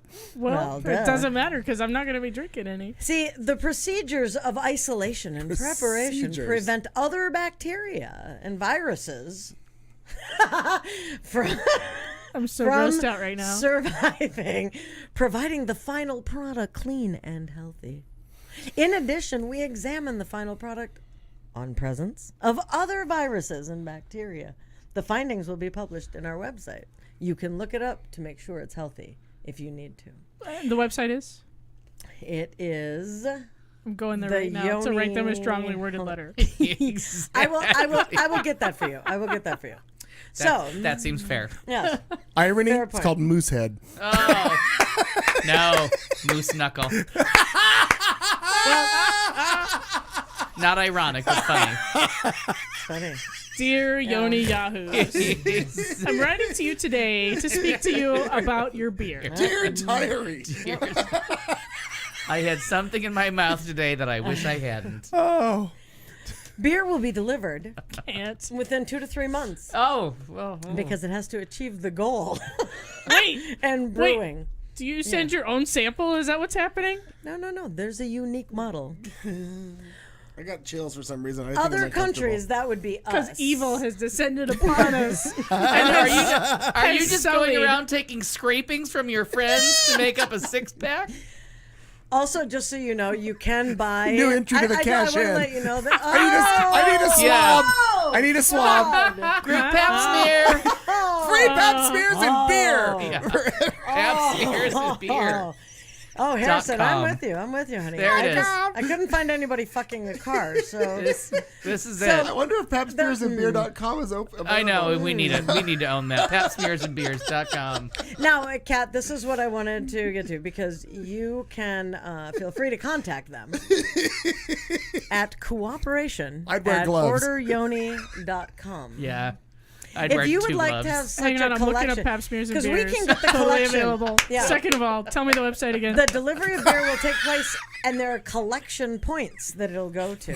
Oh, I don't want to open that envelope. I don't want to open the envelope. What's in the box? I didn't know it was a beer that started with stirrups. Now you do. Now you do. Raise your leg to a new beer. Raise your leg if you're sure. Just squat on down and enjoy a beer. Enjoy a cold one. Yes. Well, and you can Incidentally, get, you can started with also stirrups.com is also available. you can buy gadgets and glasses and all kinds of things. To abstract the residue Now, with? it's not about one beer, but it's about the wider idea. Yeah, wider. I'm just saying, maybe. The I don't know. lithotomy I of don't know. beers. I don't know. Hello. Like throwing a hot dog Run The down the surplus. hallway. That'll be funny till the day I die. I'll get a dirty giggle out of that on my last day on every Earth. fucking day. The of life. surplus will help us in creation of future products for What? collections. I'll never do that again. Can they make some out of Anyway. like uncircumcised No, cheese? Our next beers I have to go. with hold on. Our next beers with a different model's yoni. I'm going to my happy place. I'm I wish I we had a didn't happy place. I'm so glad we didn't miss this story. Hercules. Hold on. I'm in my happy place. There's BDSM ale. I think I'm just gonna shut off everything. Ooh, it's spooky. Oh, look at our. Ooh. I have a It's a tan in sour this scenario. ale made with smoked plums Great, and, now we're at Halloween and episode. vaginal lactic acid bacteria Oh. of a red-headed or brunette model. Oh. Blonde ale made with wheat malt, saffron, and edible gold. With vaginal lactic acid bacteria of a blonde-haired model or celebrity. Suddenly those gummies Or- are seeming like a bad idea. Celebrity. Kind of back it up on me over here. Aphrodisia. Theanissa. She's Greek. Comes with olives. Wheat ale made with ancient, $4.95 serves 7. with ancient strains of wheat and grape juice. In a The dirty Mona- pair of panties. This all reminded Squeezed me. out of a tropical This all shirt. reminded me of Orange is the New Black. Oh That's my all God, that yeah. this whole thing reminded me of. The Mona Lisa. The Mona Lisa is a brown sour ale with wooden chips. The tribute to the famous piece of art. It's bad when people are screaming "Stop talking" during a radio show. And it's us. Harrison, I'm with you. Let's make it a thing. Although, silver lining, I'm pretty sure my new website, Pap Smears and Beers, It's gonna be a big is hit. gonna take off. But Aaron, stand by. There's a commercial coming in a minute. Just Look get at ready. Annette. Poor Annette. What are we talking about? Yo, poor Annette, you don't thing. want to know. Well, now, lastly, just for those that want this to end, the production of the beers highly depends on your current contributions and making the whole action viral. Also, we would like there's to a produce. virus you can get from this? Should I get vaccinated ahead of time? Also, we would like to produce other Yoni products. We Drinks, don't want you to. libido drinks, No. and yogurts. We count on you. You can also visit When our is the website. FBI going to show in up at the your door for the following- shit you look up? the following languages. So if you would like to look these up in German, French, Japanese, and Spanish, please do so Oh my God. at Indiegogo.com. Of course, it's an Indiegogo. Somebody's raising money for this Oh shit. my Yeah. God. They're trying to. They would like to raise money for this. I did not read that part because I didn't figure anyone would be of the giving. Oh, I thought nature. we're still listening to that. Maybe. When do we? Oh, When, that story gave me a headache. when do we? When do we play this? Oh, you should play it now. Oh no. Oh no. I mean, I'm just telling you. I'm this is currently what it's- registering supernope.com. Super nope. Okay. Super nope. So stand by. So she's read the story. Now experience the beer. Poor Annette.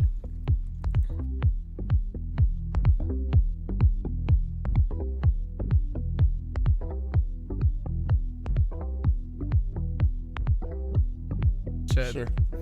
Since it's all subtitled, I feel like we should talk over this. Yeah. How lucky we are to be alive right now. Oh, I just can't. There's video. They say this beer has No, no vaginal fat, smell or taste. See? Well, then why go Well, what's there? the point? Yeah. but that it's been flavored with instincts and brewed with lure and grace. And this is a video full of half-naked models. The date of the. Oh God. BDSM ale. Ugh. What does that mean? Like bondage discipline? Yeah. Are they gonna scrape the sweat off Yeah. and fling it in the beer? I don't understand. I'm just I telling don't- you. So they have commercials? No, I thought that was a commercial. That's what I No, thought it was they going to do. be. They have I commercials. is know what I'm things saying. now, many terrible things. There are that all I've kinds of never things, so known you can before. see that I was not making up a story. Isn't it nice now to know a lot? Sorry, guys. Like And I a little said, bit not. I couldn't find anyone fucking a car. Well, you made up for it. You're right. Someone's Oh, going to that knock on story my door. seriously made my head hurt. I never really thought I'd say on the show that I've missed a mechanophile story. Get the car fucker back. I think I really am going to register supernope.com and I'm going to start adding all of Marnie's stories to it. Super. No. That's a handy way to archive them. Nope. Yep. Oh, The Marnie Not are just nope. Good morning. super nope. nope. Good Yeah. morning, Annette. Enjoy your breakfast. Good The morning. Marina Archivist under supernope.com. I got to use the word archivist. That makes me happy. That's a nice. fun word. I like that. I have like an that. itchy booty. I can't tell one Japanese car from another. Right now, I have never been more pleased. Oh. Yeah. Because that's fucking terrifying. And I know it. But yeah. I have succeeded in taking you to a whole new level. Oh, you yeah. And you and everyone else. I will never be the same. Nope. Nope. I Nope. hear Lovato's coming out with a new beer. Super nope. First of all, And now she's back in. Yeah, right. I I think cannot it's drink any whiskey. more beer. I think it's whiskey she's I coming can't out drink with. any more beer ever the rest of my life. I think I'm that's pretty a lie. sure. I no, that might be actually true. Can you imagine the beer companies coming after me? Actually, now? it's just going to be shots. It's called Beavermeister. Oh, Ladies and gentlemen, whoa! Al Perkins got his headlines for entertainment. Here it goes. Kim Cattrall has done something terrible to us all. A Man I Like is doing a movie I like. That's not something. I have a couple of movie reviews, a couple of stories about New York productions, and I think there was one more thing. Ooh, our book club is kind of behind, but we'll get to that. And We have a Death Den thing we have to do, too. Yeah. and there's a Dead or Alive. Here's how we're gonna play this. We're gonna start with Dead or Alive because honestly, Nobody knows. we got Sorry, back. Aaron. Okay. We'll be right Sorry, back. guys. Educates, syncopates, radio communicates, radio, the sound of year-round pleasure.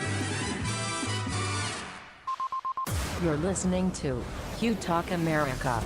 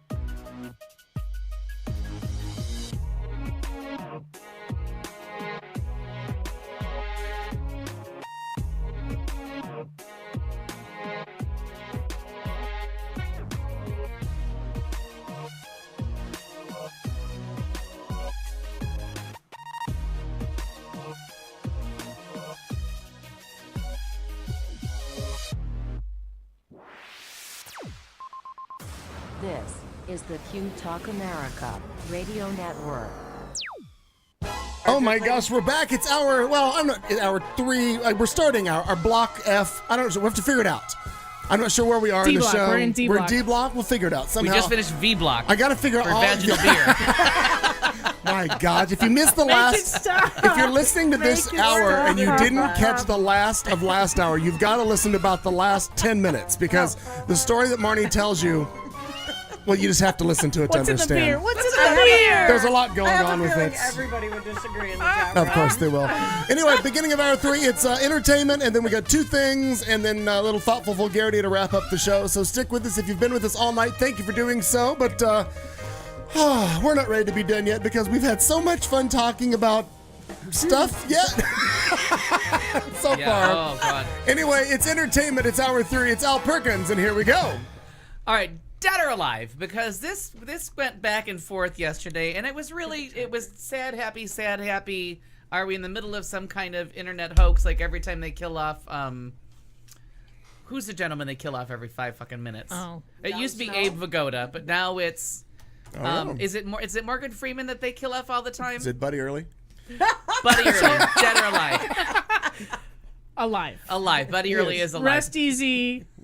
Buddy Early's alive. There was a question earlier in the week. In a different time or space, we would have played that joke out, but unfortunately, there's a worry that somebody in the Southwest Could actually be unaccounted for, so we didn't want to play that. Though the likelihood of him attending a country concert is probably limited. Actually, that's not true. Yeah, At all. Oh. yeah, I was just gonna Not say. even remotely. He always shows up at shit you're not expecting him. He at. also Oh, no, likes he beer. loves country. He also likes beer. Yeah. So keep that in mind. So, Tom Petty, Yeah. who didn't want to live like a refugee. Stop dragging my head American around. musician, singer-songwriter, multi-instrumentalist, and record producer.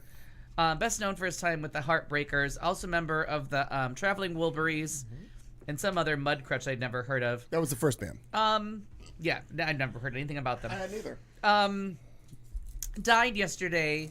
Are you sure? A couple of times, apparently. Yes, over and over again. Oh, what was that the about? internet was just filled with misleading things of he's on life support. They've taken him off life support. CBS reported him dead when he was really alive. So I was hoping it was a hoax.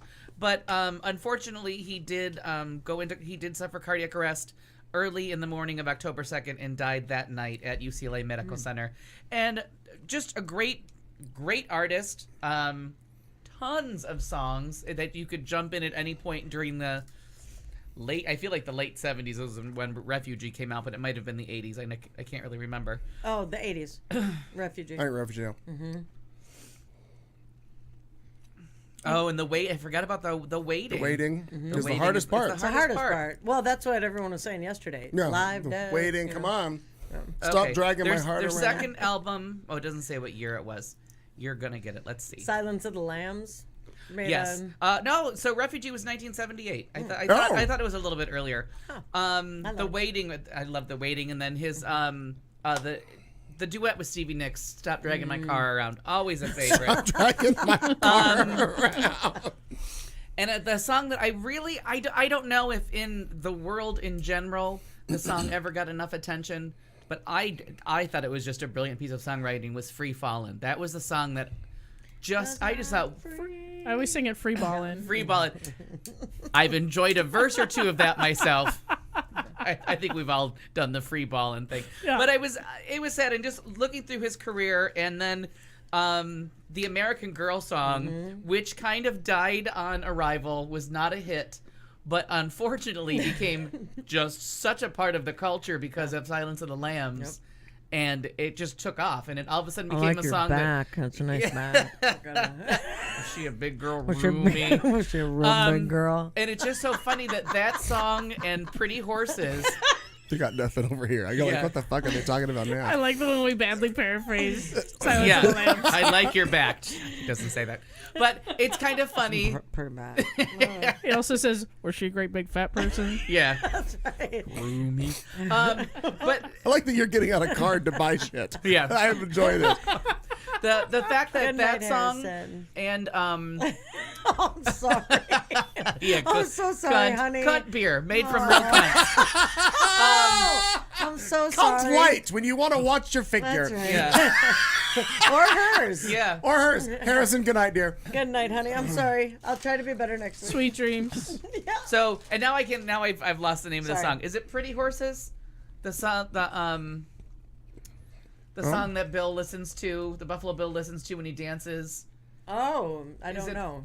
I think it's Pretty Horses. But it always makes me laugh because we would hear it every week when we went to Tuesday nights at Stacy's when they were doing that not Industrial Night. Yeah, Industrial Yeah. Night. And they Gothic would, Night or whatever. Gothic Night. And it would crack me up. Goodbye Horses. Goodbye Horses. And because it's a lovely song that just all of a sudden had the most evil connotation Yeah, with right, it. right. It just killed that song for just about everybody. So he has died. Long career with a lot of different musicians. Seemed to be a pleasure to work with by all accounts. Bruce Springsteen opened on Broadway, not sure why, and dedicated the show to Tom Petty. But it was just really weird yesterday that he was dead or alive, depending on whose post you were looking at. Sure. And there were fights breaking out online about don't post that he's dead, he's really alive. And it was like, so I really was ready to play a game of Dead or Alive because I wanted someone to tell me. And then we move on to Sex and the City was all set. And they have been working with Michael Patrick King, the producer and writer for many, many years. It was actually created by Darren Star and started by him, but Michael Patrick Star took it over. And they were all ready to do a third movie. And Kim Cattrall has just pissed all over it. And there has been a lot of talk over the last few years coming out about the fact that Kim Cattrall and Sarah Jessica Parker just did not get along. Oh. And there I was a didn't know great that. rivalry because Kim Cattrall thought she was like she was the Michael J. Fox of the show that was originally about Sarah Jessica Parker, Carrie Bradshaw, but Kim Cattrall felt that her character kind of took over and was a fan favorite and that the emphasis should be more on her storyline and that there was some animosity between them. So Kim Cattrall put out a tweet saying that there was these things saying that she was at fault, and she said, yes, I did, because in 2016 I said I don't want to do the movie. So that was the end of the discussion. There was no more demands or negotiating. I said no a year ago. That was the end of it. I wasn't coming back. But then I guess on Piers Morgan, where he somewhere has a show on ITV, she said Sarah Jessica Parker could have been nicer during their time on the show. So it's kind of funny that there's little things coming out, but the one thing that could always be said about the four of them, and as we sit here and if you do the cover shot of all of us, one thing that even though The cover shot. the total shot of all of that gets all four of us in one shot. That one right there. The overhead cam. Oh, the blurry one? Right, the blurry one. Because the lens fucked up. I look Right. really good there. But when you I- take the yeah. Vaseline off the lens, like when they did those shots on Sex and the City, whenever they did the shots in the when they were at brunch or having lunch, that they were there for each other. Like even though This one. How about they this may, shot? yeah, that one. That's exactly it. even though they may not have gotten along, that they always were there for each other to do their shots. There's never any back of someone else's head. Like if you When they watch do reverses. right, yeah, the reverses. When you watch You're welcome. the pickup shots or whatever, cover shots, pickup Yeah, shots, all those words. especially if you watch First Wives Clubs. Whenever there's a close up on somebody, that is clearly not the back of Diane Keaton's Oh, head. sure. Like you Okay. keep going to a body double for the scenes where they're going around the table because it takes all day to film that from all the different angles. Yeah. And that was the one thing they always said, that no matter what their relationships were, they were very professional and were always there for each other to film those scenes so that those lunches seemed very natural. No one was acting alone. There was no body doubles for any of it. So it's kind of, maybe didn't get along but kept it very professional, and it's taken all these years for it to finally come out. Like, maybe she could have been nicer. Maybe she killed us our sequel. But so the second Sex and the City movie was so bad, but you figure if they really worked on it, maybe they needed a chance to redeem themselves and fix. But now we don't have a chance. No, now it won't happen unless they just sad. unless they explain that she died, which would be kind Oh. of funny too. Well, she was making beer, and then it was Yeah. a tragic accident. It was a bottling mishap. So She fell on the Q-tip. one of my Good to the last drop. She was impaled on the Q-tip. one of my favorite movie series is and books, because I like the books too, is the Tom Clancy, Jack Ryan. Can't remember all of them. Hunt for Red October is one of them. Oh yeah, okay. Harrison Ford played him. Ben Yep. Affleck played him, and now John Krasinski, who I have such a fucking crush on from The Oh, Office. Super cute. Yeah, super cute. He is stepping into the role, and there's just fun pictures of him out there, and it's one of those things where I'm just all Oh, and ready it's a for him. TV series. Oh no, I thought it was the new movie. Tom Clancy's Jack Ryan TV series 2017 through blah blah blah. John Krasinski. Here it is. Oh my god. She's one-upped you again. There you have it. Due to the, The magic eight- of Google, I'm simultaneously launching Supernope. Okay, Supernope, Busy the bitch. 8-episode first season, which is also executive produced by this person, will debut in 2018 on Amazon. That's your way of getting around. Yeah. It's an Amazon original. Yeah. I love. Well, it. that's very exciting. I just is saw very this. I just saw exciting. this headline today. I'm very excited. breaking news on Supernope.com. Supernote. You got it? Which I registered it just now. It's mine I love it. forever. Or, Well or Well, until it expires. for 2 years and then it Right. over- There's Well a- done. Yeah. I also got 30% off because I had a coupon code in my Nice. inbox. Oh, look at you. Well, it's all about the inbox for those stories. Yeah. It just gets worse. Okay, so 2 movies that were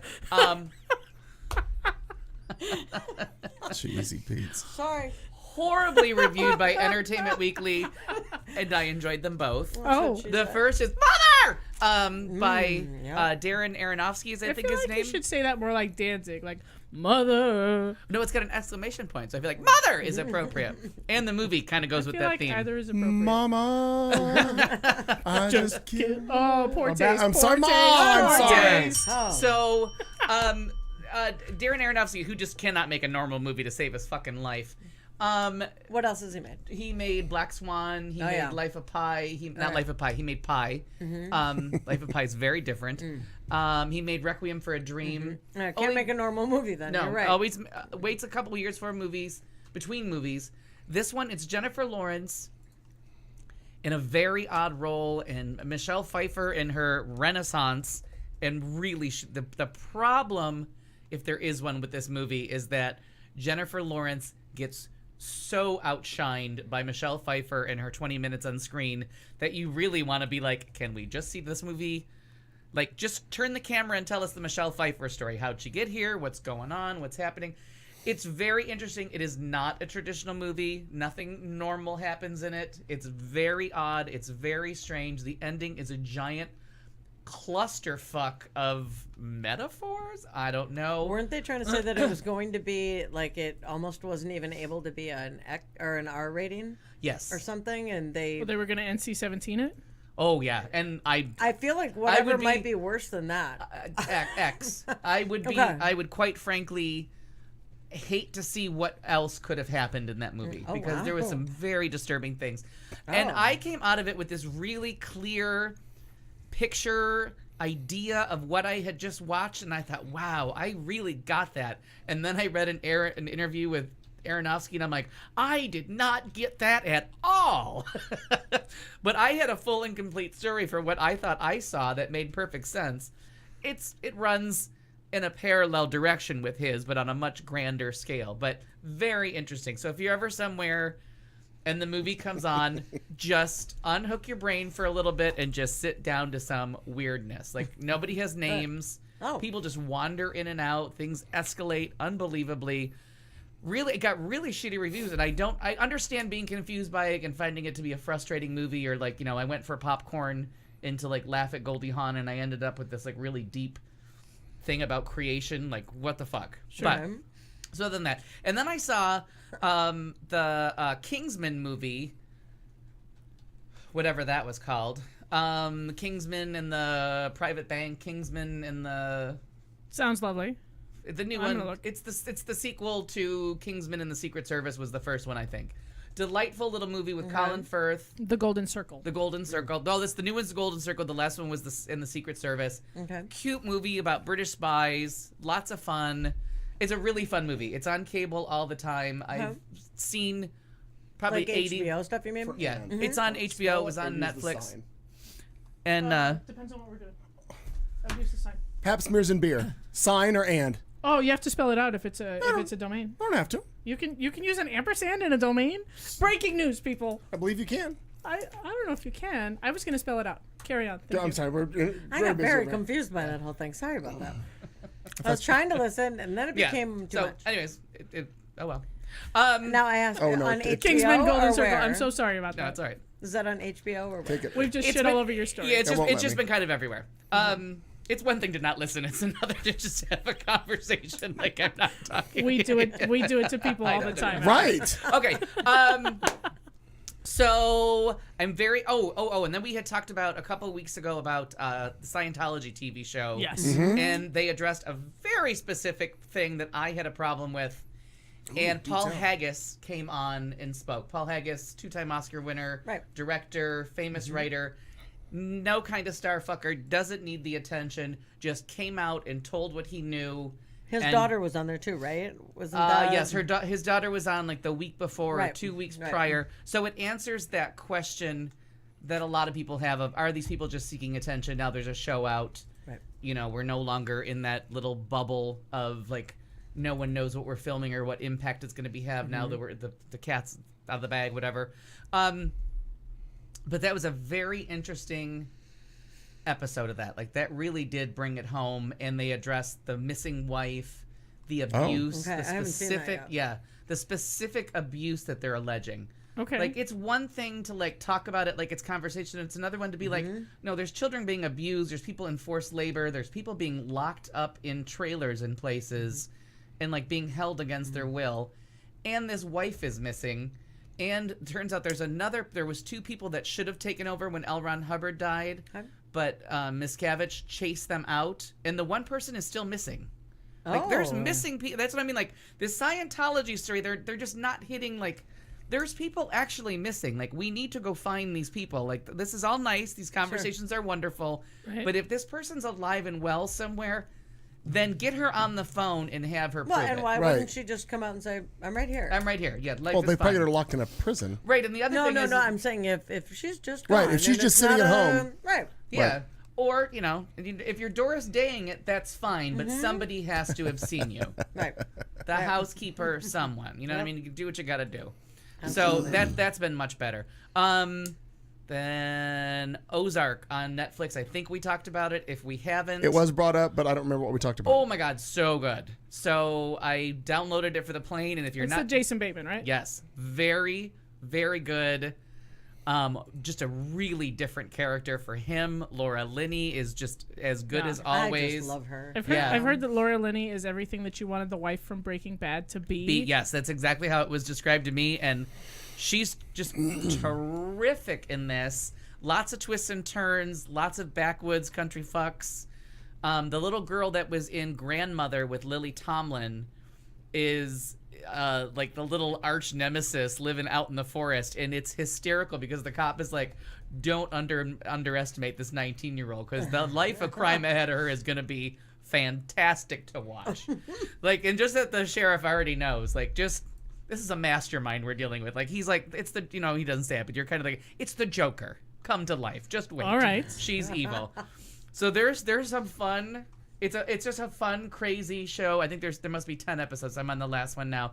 But if you're going somewhere and there's spotty, you know, you're going to visit a family friend, you're going camping, you're going somewhere where you're not sure and you need something to do, use that download, have it available on Netflix thing for a rainy day or trapped in a car or trapped on a plane. I do it. That's my secret to the elliptical machine at the gym because, you know, no Wi-Fi spotty. or whatever, and I don't want to stream it. And so I just download and take it with. Oh yeah, that's an even better use than the things I mentioned. That seems like a good use of time.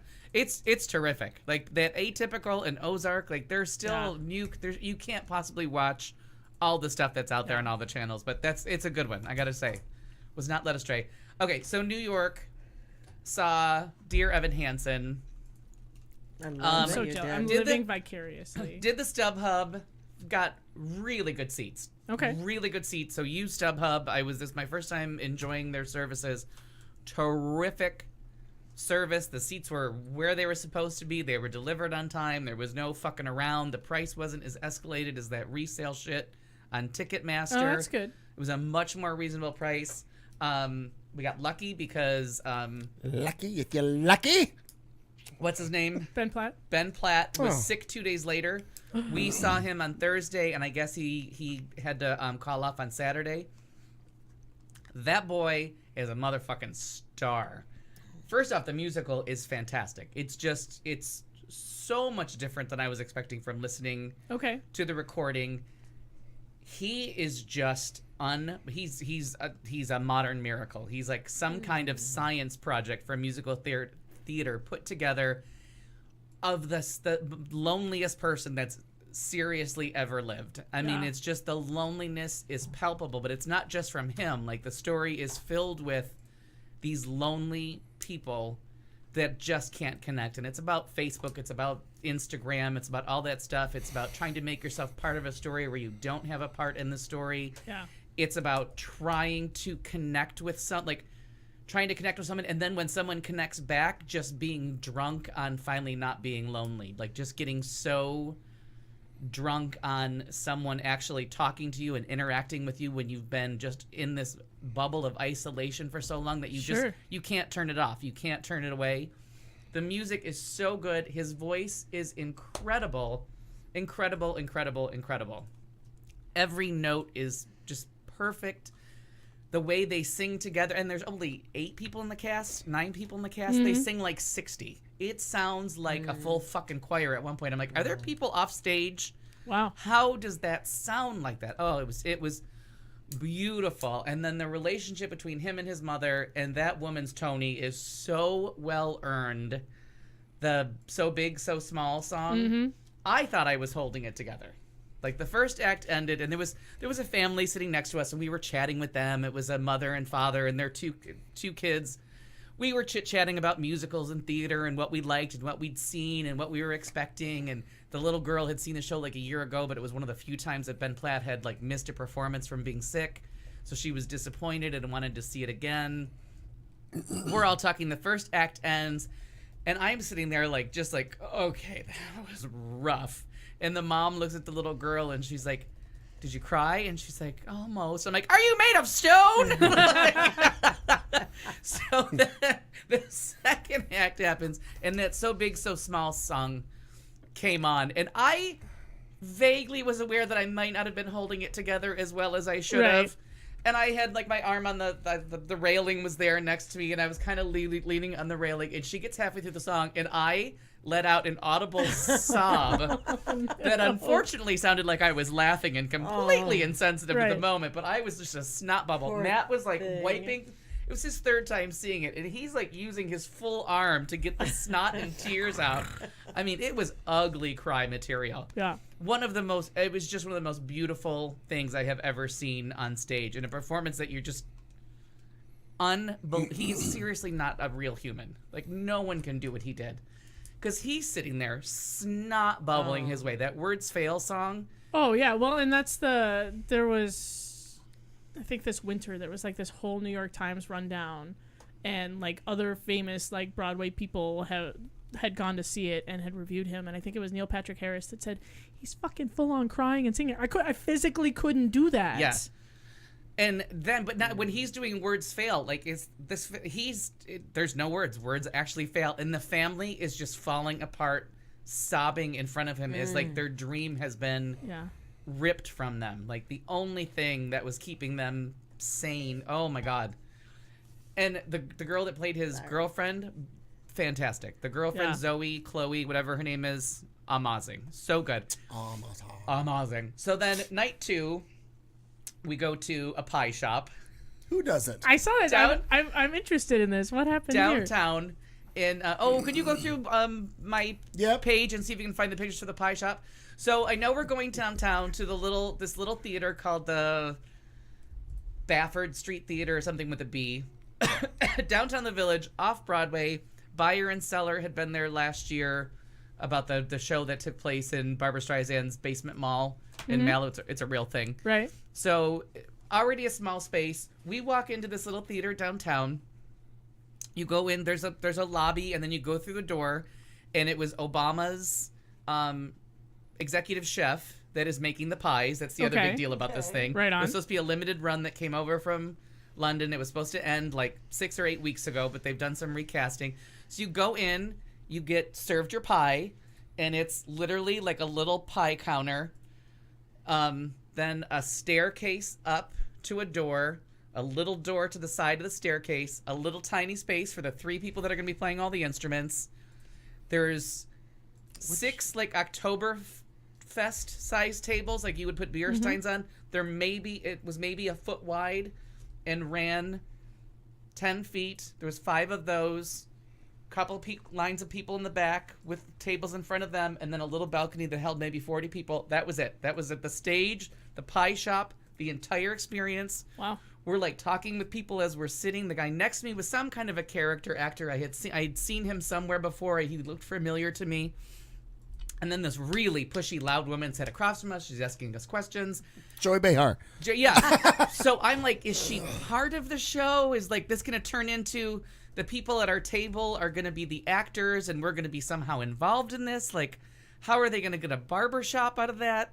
Then it turns out the people across from us had never seen the show. The couple that were sitting across, Matt and I were across from each other. The couple were across from each other with their child, like right on the end. And she's like, I'm worried I'm going to get blood on me. I'm like, I don't know what the fuck's going to happen. What is happening? So you have to get there at a certain time. You eat your pie. You have a drink. Then they take all the dishes away. Then anybody who didn't didn't order pie comes in after that, takes their seats. And I'm like, maybe the waiters are the actors. Maybe it's going to be the people serving us the pie and cleaning up. We're all of a sudden going to start singing Sweeney Todd to us. Maybe this is going to be some kind of like fucking shit show. And all of us are talking like anybody have any idea what's going to happen to us. And like no one knew. And then people in costumes started to like walk out from down the stairs or from that little door off the side of the stair. And they're wandering around and talking to each other. And all of a sudden everybody puts a chair at the end of the 6 long tables. And they put a knife and fork in front of them and a napkin, and she's sitting like we were on these sides of her but really close together. So this woman sits down in front of us and she's like, so come to New York a lot, is this your first show? She told the little girl, she's like, are you excited, are you scared, do you know anything about this? And the little girl's like, well, I've seen the movie. She's like, okay, so it's not going to be too scary. And I looked across at Matt was next to me. I'm like, okay, this bitch gonna get freaky real goddamn fast because this is just creepiness. And so we're just sitting around talking. The pie maker. Would this have been this shot? Well, yeah, because that's where we're taking pictures, and then like everybody was doing stuff with their knives, like they were slicing each other's throats. Like and you do. Pictures of the pie, and that's a great picture. Yeah, then a charming photo where we both look good, and there's the list because it was supposed to be like eel pies and all that stuff.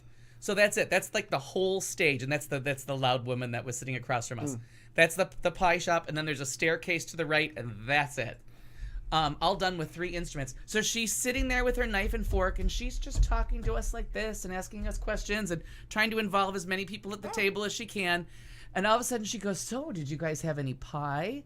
And like everybody was about to say like, yeah, it was good, in the complete darkness. And I looked at Matt, I'm like, oh, this fucking shit's going wrong right now. And they just lit candles. Like they lit a match, and they're just sitting there, and they did the full Sweeney Todd with these 9 people and 3 instruments, and just gave you Sweeney Todd all around you. Wow, That's that's so fun. awesome. Changing characters. The pie shop was amazing. The voices, no microphones, no. There was some lighting. Like once we looked around, we realized there was like one light off in the side to light up one area, but no spotlights. There were whole scenes done only in candlelight. They had like little lamps to walk up and down the table as they were wandering through London. They were walking up and down your tables. They were like dancing on the tables, going up the sides. They murdered the beggar woman. Like Sweeney is like with the beggar woman, who was the lady that was originally at our table. She was the beggar woman. She was Pirelli. So he's like got her in the bakehouse basement. You have to use your imagination because it's not all, except for the pie shop, nothing's there. They're moving. So they're like right in front of us, like struggling to the death, and all of a sudden the guy that plays Sweeney has her like by the collar, and he looks at the little girl and he goes, "Move!" And he shoved the little girl down against all of us, so all of us had to move down. Geez. He gets the beggar woman in the seat, and they did this thing with her hand, and he smashed her head against the table, and she was like screaming and yelling, and he smashed her head against the table again, and she like sat up all dazed and like lost consciousness at our table. Like she's 3 seats away from me, dying. And he goes to do something else, and she starts to scream again, and he chokes her out and kills her, like, at our table. Oh. So fucking wrong. And with the little girl right next to him, then when he cuts the judge's throat, That little he girl does it, didn't and they sleep for a week. Oh my God, he squeezed a ball of blood as he ran the razor across his neck, and like the blood was like pouring down the white shirt. When he was doing the thing about my right arm is complete, he had the razor to Matt's throat. He was on our table with the razor like right at Matt's throat, like singing to him. It was nuts. Absolutely nuts. The beggar woman went all through the house with her cup, like asking people for money. She appeared on the balcony and scared the shit out of the people in the balcony because they thought they were free from it all. They were safe, right? It was so spooky Halloween. It was so well done and so in character, and the fact that because they had to keep playing different roles. Everybody had to keep changing, and Joanna was perfect, playing insane. And to make it an asylum, they put the broom over in front of the staircase so she couldn't come down the staircase, let you know she was locked up. Then she went back up, and Sweeney came down and picked up the broom and started sweeping the shops. I mean, it was so well done, like the imagination, and it was so good. That's fantastic. It really was. What a great experience. Yeah. It was, and you just had chills the whole time. Oh, and then they cleared you out once the first act ended. They did Little Priest and got like thunderous applause. Yeah. They took you out to the lobby. Everyone's talking, and then the cast kind of wandered in to into the lobby where we're all waiting because they had to go because now she has money. They've made money off the cannibalism. So they redecorated the pie shop and made it a little bit fancier. Mm-hmm. And Toby comes out, and he starts doing the pie song. He starts doing the "Damn, that's good" or whatever it is. Right. So he's selling you the pies and right this way, stir. We're the people that he's introducing to the pie shop. Instead of it being like various customers, it was us, and they led us back to our seats while they're all singing about the pies and more hot pies. So they're singing, they're doing choreography with the knives and forks. Oh my God, it was amazing. That's fantastic. And it keeps getting extended because everybody because it's apparently so good. Yeah. But to hear it done with like a flute, some stringed instrument, and a piano. That makes so much sense. Oh my God, it was just phenomenal. But we were like, what the fuck is going to happen to us? Right. Oh, but I mean, did they ever get murdered like right now? I'd be like, oh, that's fucking creepy. It was so perfect for October and fake fall. So there you go. So if you get a chance, it's going to be playing for a while. My friend already got tickets for it for the December for his wife. So tickets are still available. It's like $39 extra for the pie, but then you get to eat something with Obama's executive chef. And do me a favor, tell me what it is again. Sweeney Todd. That's all that somebody, if they're going to New York, say in 2 weeks, would have to look up. Sweeney That's it. Todd down in Okay. the Village. Okay. They're sold out a couple weeks out, but because they keep extending, people aren't prepared for it. Okay. So, breaking news for us, part of our Q Talk family, we now part owned supernope.com because that's what Kat bought. So Supernope Has its own Facebook So if page. you go to the Facebook page, supernope.com, the first story, and I can't scroll down Well, don't because go to it's the .com, but go search on Facebook for Supernope. So Supernope, the first story is about that beer, and I just secured and now forwarded to our lovely Q Talk America site, papsmearsandbeer.com. we now own that. So just in case Load it up. We're a web empire. we are. Can't wait. All the It's good gonna- stories it's are gonna gonna be go lovely. I just think there. because you can literally make a Pabst Beers and Beer and it just takes right to us. Yeah, that's perfect. That's perfect. It takes no kind of time to set up an It online cost me presence. $12.47. Oh, you should have told me you were. Oh, I didn't even think about it. I should have What? given you the coupon code. You could have got 30% off. No, then I would have bought 2 years. But no, I It's fine. I don't know how many domains I own now. I own tons of them. Yeah, you But can it's fine. probably count them. I love it. Yeah. Any more, Alfie? No, it's at the Barrow Street Theater. Okay. Well, there was a geotag for that, but there was a picture of the pies somewhere I saw, and I can't find it right now. Yeah, and it was just a little meat pie with some kind of fancy mashed potato off to the side. It was a lovely little treat, and just oh god, it was so good. And I had heard the story about him being Obama's executive chef, but I mean these people were going nuts getting their picture taken with him. Right. And he was very gracious because he had to help clean up, because they were like, you can do whatever you want to, but nothing can be on this table. They're like, they didn't give out programs to the end. Right. If you thought you were going to keep that bottle of water, but if you put the bottle of water on the table, you're out. And if you get up and go to the bathroom, we can't let you back in because we don't know where you're sitting. People would have to, the whole table would have to get up. I'm like, this is very serious. Very strict. So Mr. Obama's chef helped clean up. It was craziness. Absolutely crazy. Well, all right. And on that point, we'll move on. Two things is what she brings. Two things is what she's talking about. Two things, important little things. That is what she's spouting out. You just need two things. That means two things. Let's get two things clear. And then two things about yourself. And I've come to share with you one of two things. No, two of two things. We're sharing two things right now. There are only two things I can't stand in this world. Quick, grab two things you love. It can be two things. Only two things in the world I'm scared of. Rise of frazzled two things. Remember two things. I believe in two things. Guys are only after two things. What's better, doing two things at once or just one? Never half-ass two things. Whole-ass one thing. Kat Carlson. Let's talk about the unexpected real American hero, Jimmy Kimmel, for a minute. Yes. Holy crap. Yeah. Mr. Man went from being the annoying guy with the man show. I'll tell you how much that shit got on my nerves. God, that's funny. I thought the forgot other. about that. I think the other guy was more annoying though. What's his name? Oh, Adam Carolla. I think Carolla's a lot And more wasn't annoying. he on Win Ben Stein's Money? Don't we know? Ooh, I think you are Isn't correct. he the snarky host of Win Ben Stein's Money? I think you are Maybe. correct. I'll look at that. You continue on your story.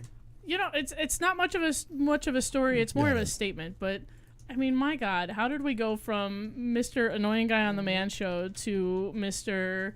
Healthcare advocate, gun rights advocate, saying on TV with reasonable, impassioned arguments the thing that we're all thinking. Yeah.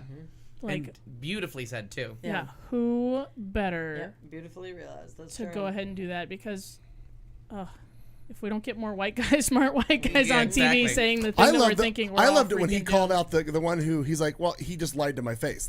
I love that he just made that statement. Yeah, Cassidy. Yeah, Cassidy. He just lied to me. I love that. Yeah, more. We need more. Yeah, we just need more of that guy. Yep, and I agree.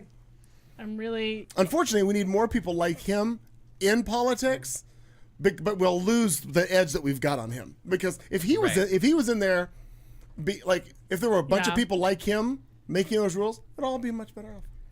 I should think so, and I don't. I would hope so. Like I sit and I think about it all the time because I think, well, I can solve all the problems of the world from where I'm sitting. Sure. We do it from here. Solving all the problems. Like what is the thing that solves the problems right now? Because I went to try and do show prep and was just astounded because the first thing I do is kind of go to Google News and see what's been happening. And I was like, well, thank God I live with my head under a rock sometimes because this is too Why do you think I do stories on vaginal beer? Well, right, exactly. We're going to have we're gonna have a post-production meeting. I was just going to say that very thing. No, but when you find all this awful stuff, and then I'd rather find more off. I'd rather find that awful. Well, you missed my story about the raccoon on the windshield. Sorry about that. that. That was a lovely story. I it liked was that one. humorous. Raccoons are deceptively sweet looking. Well, they look like bandits. They look like cute little bandit cats. Rabbit. But they will eat your fucking face off. Yeah. They just go down. Yeah. Sorry. Okay. Whatever. But anyway, so coffee. My other observation today was like looking at all of the horrible news and the just another shooting and another this and another hurricane and more people just horrible suffering everywhere in the world. And I think I feel like this is the evil dark side of the coin of the resiliency of humans. Yeah.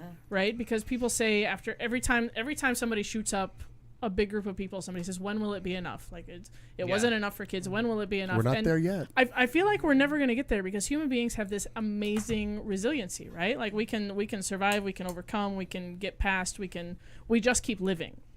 Right? And I feel like we also have the attention span of squirrels. Well, yeah. I mean, a lot of times where it's like, I'm sorry, were you talking? Yeah. Exactly my point. Exactly my point. Yes. No, but that's I like see what you're saying. That's an evolutionary defense mechanism, right? Because we do sort of. Oh, I need to throw a paper towel at him. So we can learn the appropriate use of throwing paper towels. Ladies and gentlemen, Al Perkins just made a tiny little spill, and I needed to throw paper towels at him. Oh, she caught it. That was just a little drop. It wasn't a lot of wine. He wasn't worried about trashing the table. He's worried about spilling wine. How much wine he was wasting. Right. You, sir, have your priorities in line. In order. There's in Thank order. you. But no, I think a lot of us would not survive if we didn't have that biological thing that helps us forget how much it hurt or forget how terrible this thing was and just keep going forward. But I really do think that the evil underside to that is a week from now we will all have moved on from whatever terrible thing it is this week. That's the downside. And how do you counteract that? You can't, right? Because it's a part of us, and it's the thing that it's the thing that mechanism it's the thing that keeps us going and keeps us from just staying in bed until we die because things are terrible. When things are terrible, you know what I mean? We've all been through that time in our life when we just wanted to lay in bed until we just died, and then we didn't. Eventually we had to pee and we got out of. Right. Last year, November 9th. Oh.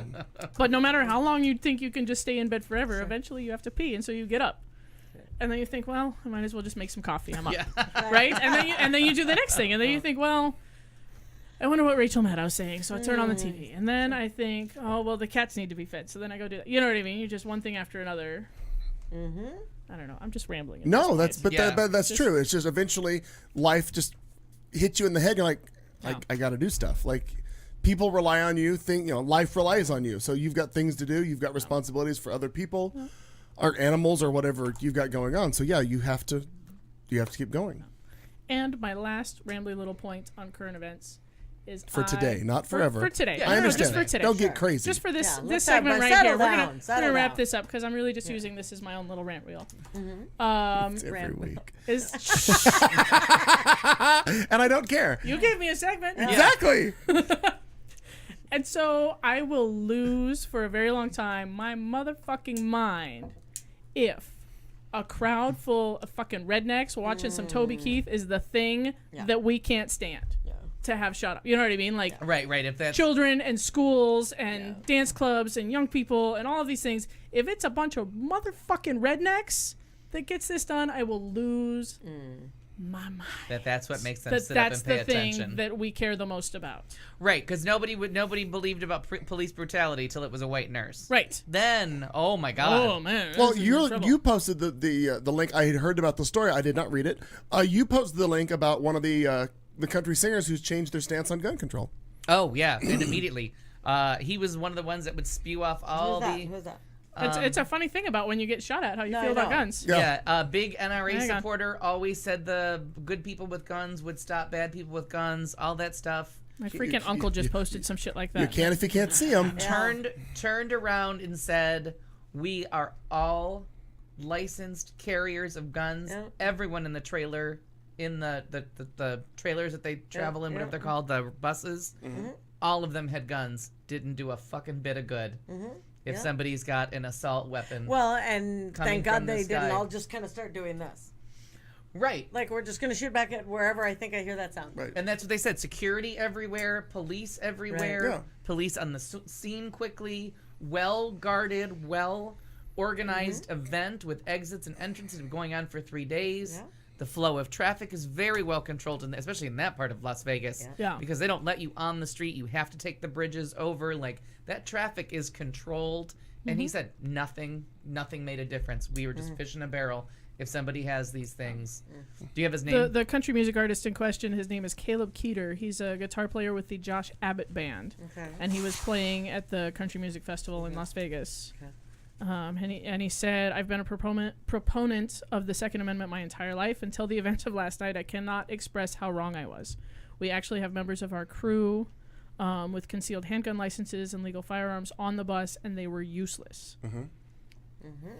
Now- Because they are. Now, the unfortunate thing, what's going to happen to him is he's going to go the way of Katie Lang, or the Dixie Chicks. Dixie Chicks, because He's gonna become a lesbian? No. Oh. He's going to speak out against the R's and all of this, and then he'll just quietly be dismissed from country music. You never fucking hear from him again until he reinvents himself later and comes back around like Katie Lang did. And now that we've gone how many years? 10 years since the Dixie Chicks. No, they're done. Yeah, No. No. They've come back around, released a new album. Like how long? Yeah, but one in 14 years. No, I know. It's And been they just 14, Okay, but 14 years. It took that long for them to resurface virtually at all. But I think a lot of that too, they would have continued on their thing, but they were kind of like, when that happened, they're like, okay, we're good. Yeah. Let's just go raise some kids. We got our and money, have we're some fun, good. And, Right. then, you know. And the world And Natalie lost Maines their is art. still. Yeah. Well, what's that song they came out with? Not Ready Not to Make Ready to Nice. Make Nice. Yeah. In one of the best albums I have ever owned or listened to. That album is spot on, except for the one song, Not Political, a beautiful lullaby, fun songs. That concert was so filled with good, honest music. It gave me a real appreciation for country music with the no vocoders, no voice shit, no lip syncing. Yeah. They honest to God played the shit out of their instruments. And a lot of instruments. And I can't remember who the other band was. They brought up another band to jam with, and the end of the concert was this like 25-minute jam, like Rock and Roll Hall of Fame shit. That just would not stop, and it just got better and better and better with the banjos and the fiddles and everybody losing their minds. And I was like, this is just good music played beautifully by really talented people. Like, that's the takeaway. Yeah, absolutely. And then they disappeared for 13 more years.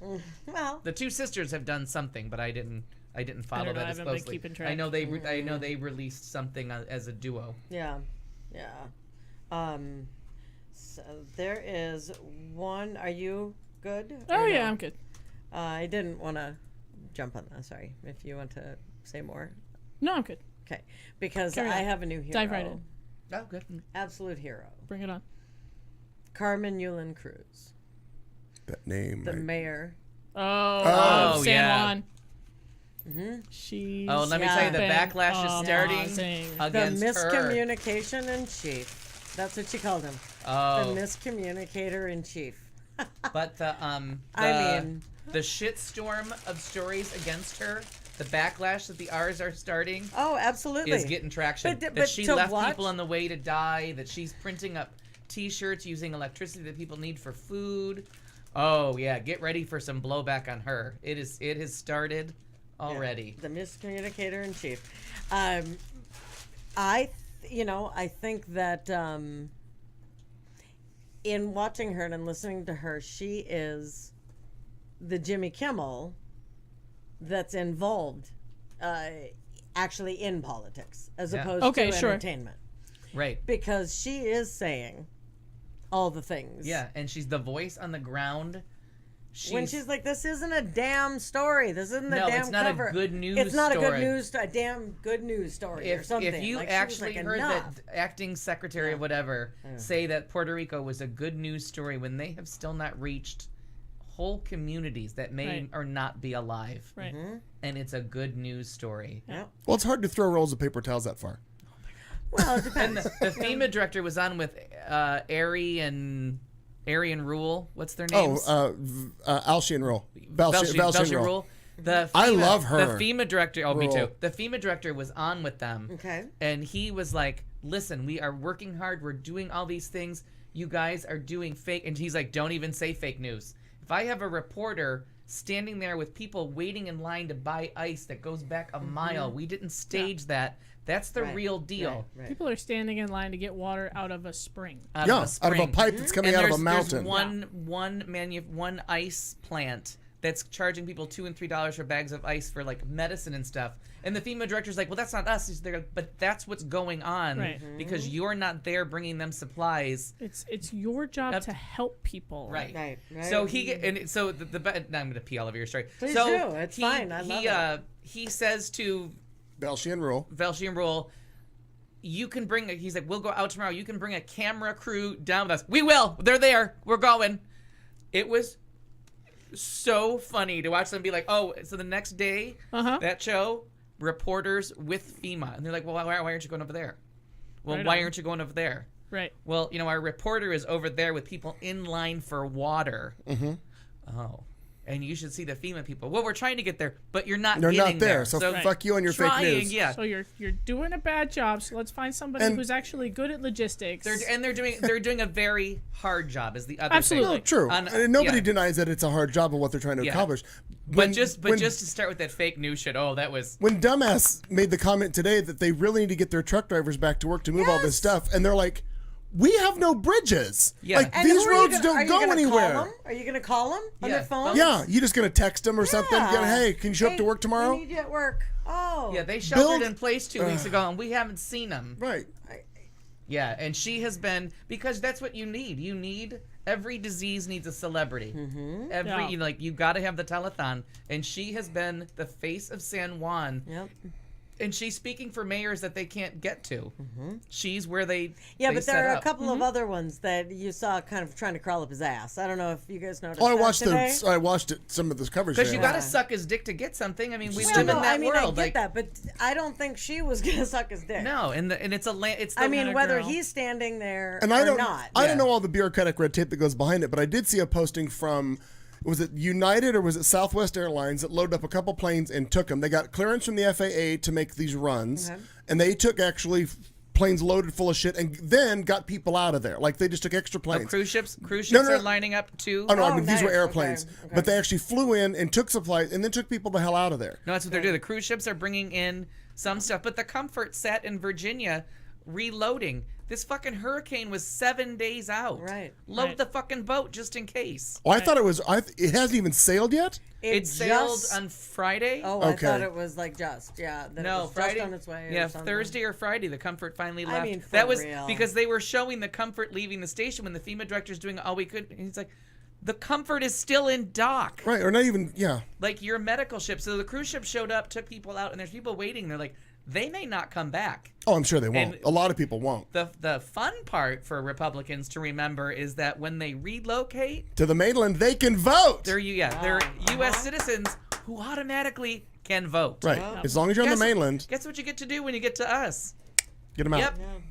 Go down to the post office, sign yourselves up for some electricity, and register to vote. But that's what made her my hero in the sense because she was sitting there and you just saw her like, well, they told me I had to come to the table, and you could see her drawing, like basically drawing. Like, I'm gonna doodle. She because didn't get otherwise that- I'm she gonna didn't get fucking a- kill him. She didn't get a shout No, out that- like everybody else did, except for his passive aggressive, which you would think that I would just love being from Minnesota, but his passive aggressive bullshit. Well, do you have anything nice that you want to say? But maybe you could tell everybody what you said, in it blah, was blah. grotesque. It was disgusting. And when he was like, and the governor had some really nice things to say. Thank you, governor. Yeah, if you don't stroke his ego, you're getting. It's sycophant. It's She just called it sycophants. she called it a That's all it is. 17-minute PR meeting, is what she called it earlier this evening when they were interviewing her about it. Yulin Cruz? Yeah, that woman. Yeah. They're like, it was a 17-minute meeting of nothing. Like that's it. And then when he left, or when the cameras went away, then she said it was productive. She said that after. Oh, after he left. After he left. Did you see my post today where he was walking around and he was talking to people and he told them to have a good time. Have a good time. Like, it's not a goddamn golf it's not resort. a cocktail party. And then to tell the people in Puerto Rico they're lazy while you're fucking golfing. And you hacked our budget. You really hacked our budget. You're the redheaded stepchild, but God will take care of you. You should really be proud because the death toll. I mean, not that every death isn't a big deal, but the death toll. Well, the real natural disaster of Katrina. Yeah. Nobody hasn't. Oh my! It's astounding. And it's all because no one of has that. told him when that he they was didn't die from the hurricane. They died from the disastrous response weeks and weeks after. Welcome to Katrina. Yeah. Sorry, And all the people that are dying with the diabetic issues. And that's what they're waiting for the ice for. People were waiting for it to refrigerate medicine. Sanjay Gupta's like this. And then just wait until all communication is back, or at least starts to ramp up, and that death toll is going to skyrocket because all these people. Well, in fact, there was one today. I was listening to Chris Hayes. Yeah. Was it Chris Hayes, or was it Lawrence? One of them. Anyway, regardless, a woman had to bury her. Hang on, let me get this right. Had to bury her father or mother in her own backyard. I think I'm getting the family member wrong. Whatever. Had to bury somebody who was related to her in her own backyard because they couldn't wait. There was nothing they could do. Yeah. There was another couple children that had just got there for their mother, and because mom had died, they had to do something. So they cremated her before they even got there. But so there was no service. There was no view. There was nothing. Yeah. Like they're before having it turns to into love in the time of cholera. They're just having to get all this shit done. But the fact you had to go bury your own husband, wife, whoever the hell, whatever the By relation hand, was, in your own backyard where you would bury Fido, and that's just nuts. Yeah. Well, and the fact that the person in charge, is he's such a mutant. Like, I don't even know what because he fits so many different things that are awful. But sociopath seems to be the best one. It really is appropriate. And when he's on camera and he's like, I think that, we got an A+. He did say A+. I heard him say we got an A+, in Texas. And we got everybody's saying it. Everybody is saying it. Didn't you hear it? We got an A+ in Florida. And then now, I mean, I'm sure that we're going to get an A+ because everyone is incredibly happy with what we're doing in Puerto Rico. Yeah, except for the comfort may not have arrived yet. Well, also, except for no one is comfortable with, and happy with any fucking thing because you're not doing anything. Yeah. And there are people lined up, and then when they're running out of the food, and people are like, oh. Oh, and did you see the Rations? Did you see the pictures of the rations that they're dropping?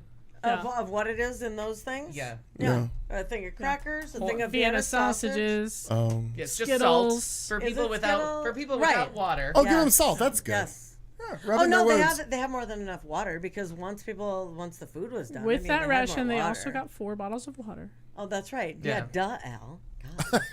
Jeez, Al. When the heat index is 109, 4 bottles of water is gonna last you how long? Right. You might as well drink each other's sweat. Yeah.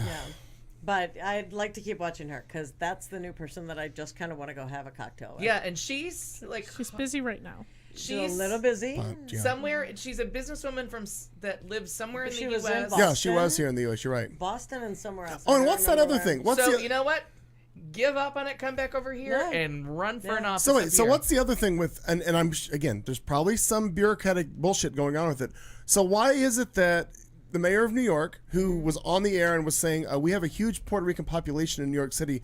We have to support these people. Like, he ships supplies. Somebody from Iowa or Ohio, she was talking about today on the air. Chicago. Like, there's a bunch of cities that are shipping shit there. How the fuck are they getting there? So here's the thing. The problem is that the White House and all of the people surrounding that don't know what they're doing. Okay, no, understandable. Okay, because there was some like ridiculous Election? shipping act. No. I think it's the Jones Act that they had to get Congress to repeal. So somebody has to first of all know about that. Yeah. Second of all, take the initiative and make that happen. And it's, you know what I mean. It's usually the president that goes, okay, how do we do this? And people go scurry away and go Google it or go look it up. Which and then is where you need a policy wonk. Right. And then at the next meeting, they go, okay, well, there's the Jones Act, so we need to repeal the Jones Act, and then we can appoint the 3-star general to oversee the whole thing. Like, there are these binders full of shit somewhere that say, in case of emergency, break glass. Yeah.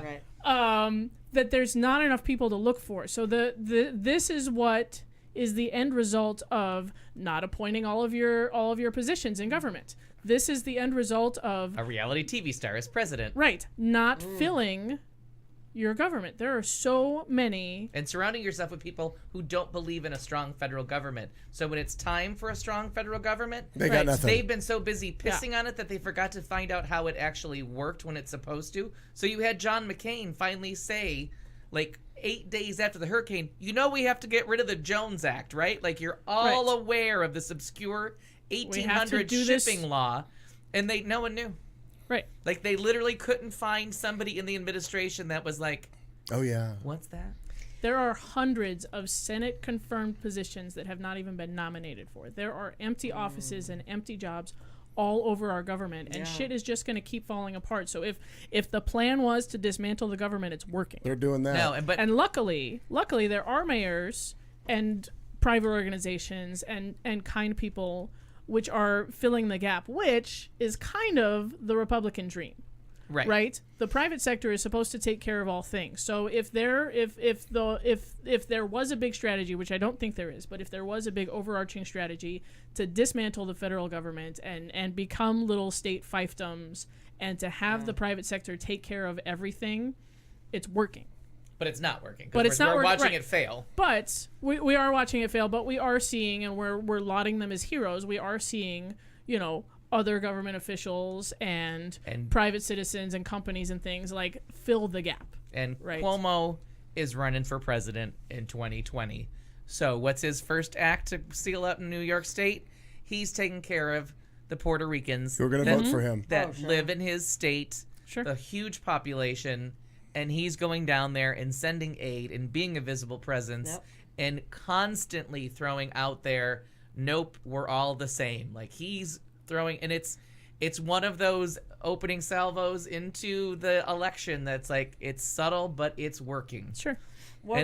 I'm so sorry. What are the batteries that she was asking for? Do you remember when she was on Rachel? It's about insulin. The mayor of Puerto Rico's hurricane battered capital spoke on Friday of thirsty children drinking from creeks. A woman with diabetes said lack of refrigeration had spoiled her insulin. Yeah. An insurance adjuster said roads have virtually vanished, etc. But she kept going on and on when she was on Rachel about if anyone out there is listening. Right, I saw that. If anyone out there is listening. And she did the same thing on with Poppy Harlow and John, I think Berman was who was on with her at the time. And she kept like, we need, if anyone's out there and they can send these, if anyone I remember a specific battery thing. It was so that the insulin could stay cold. It was something about the insulin being able to stay cold. And she said something about having read about it, and I was just curious. Well, it looks like Tesla's sending a bunch of batteries. Yeah, Powerwall battery systems. Oh, that could be. I know that they were throwing out, dumbass, was throwing out flashlights to the crowd today and said, here you go, you don't need them anymore, you got power, but here's a flashlight. Swear to God. Jesus. And for what real. A time to be alive. And when this one woman was reaching for him, and she's like, my president. I wanted to fly to Puerto Rico, punch her in the throat, and leave. I mean that with love. I don't give a shit. I don't think you do mean that. I mean it with love, because hopefully someone would see it and they'd go, oh yeah, that fat one's right. Fuck. What a moron. Yeah. If he was the culmination of the celebrity culture. Yeah, you're exactly right. There's that. Oh, boy. It's too much.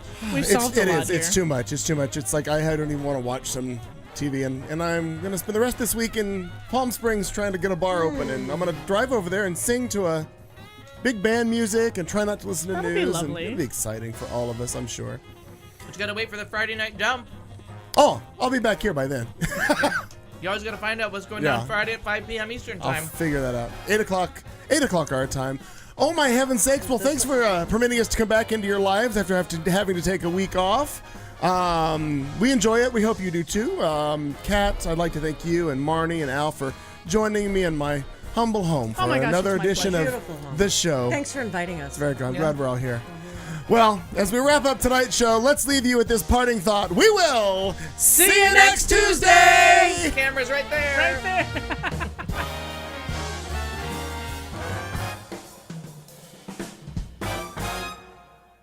I'm here because I burned some bridges at Wendy's.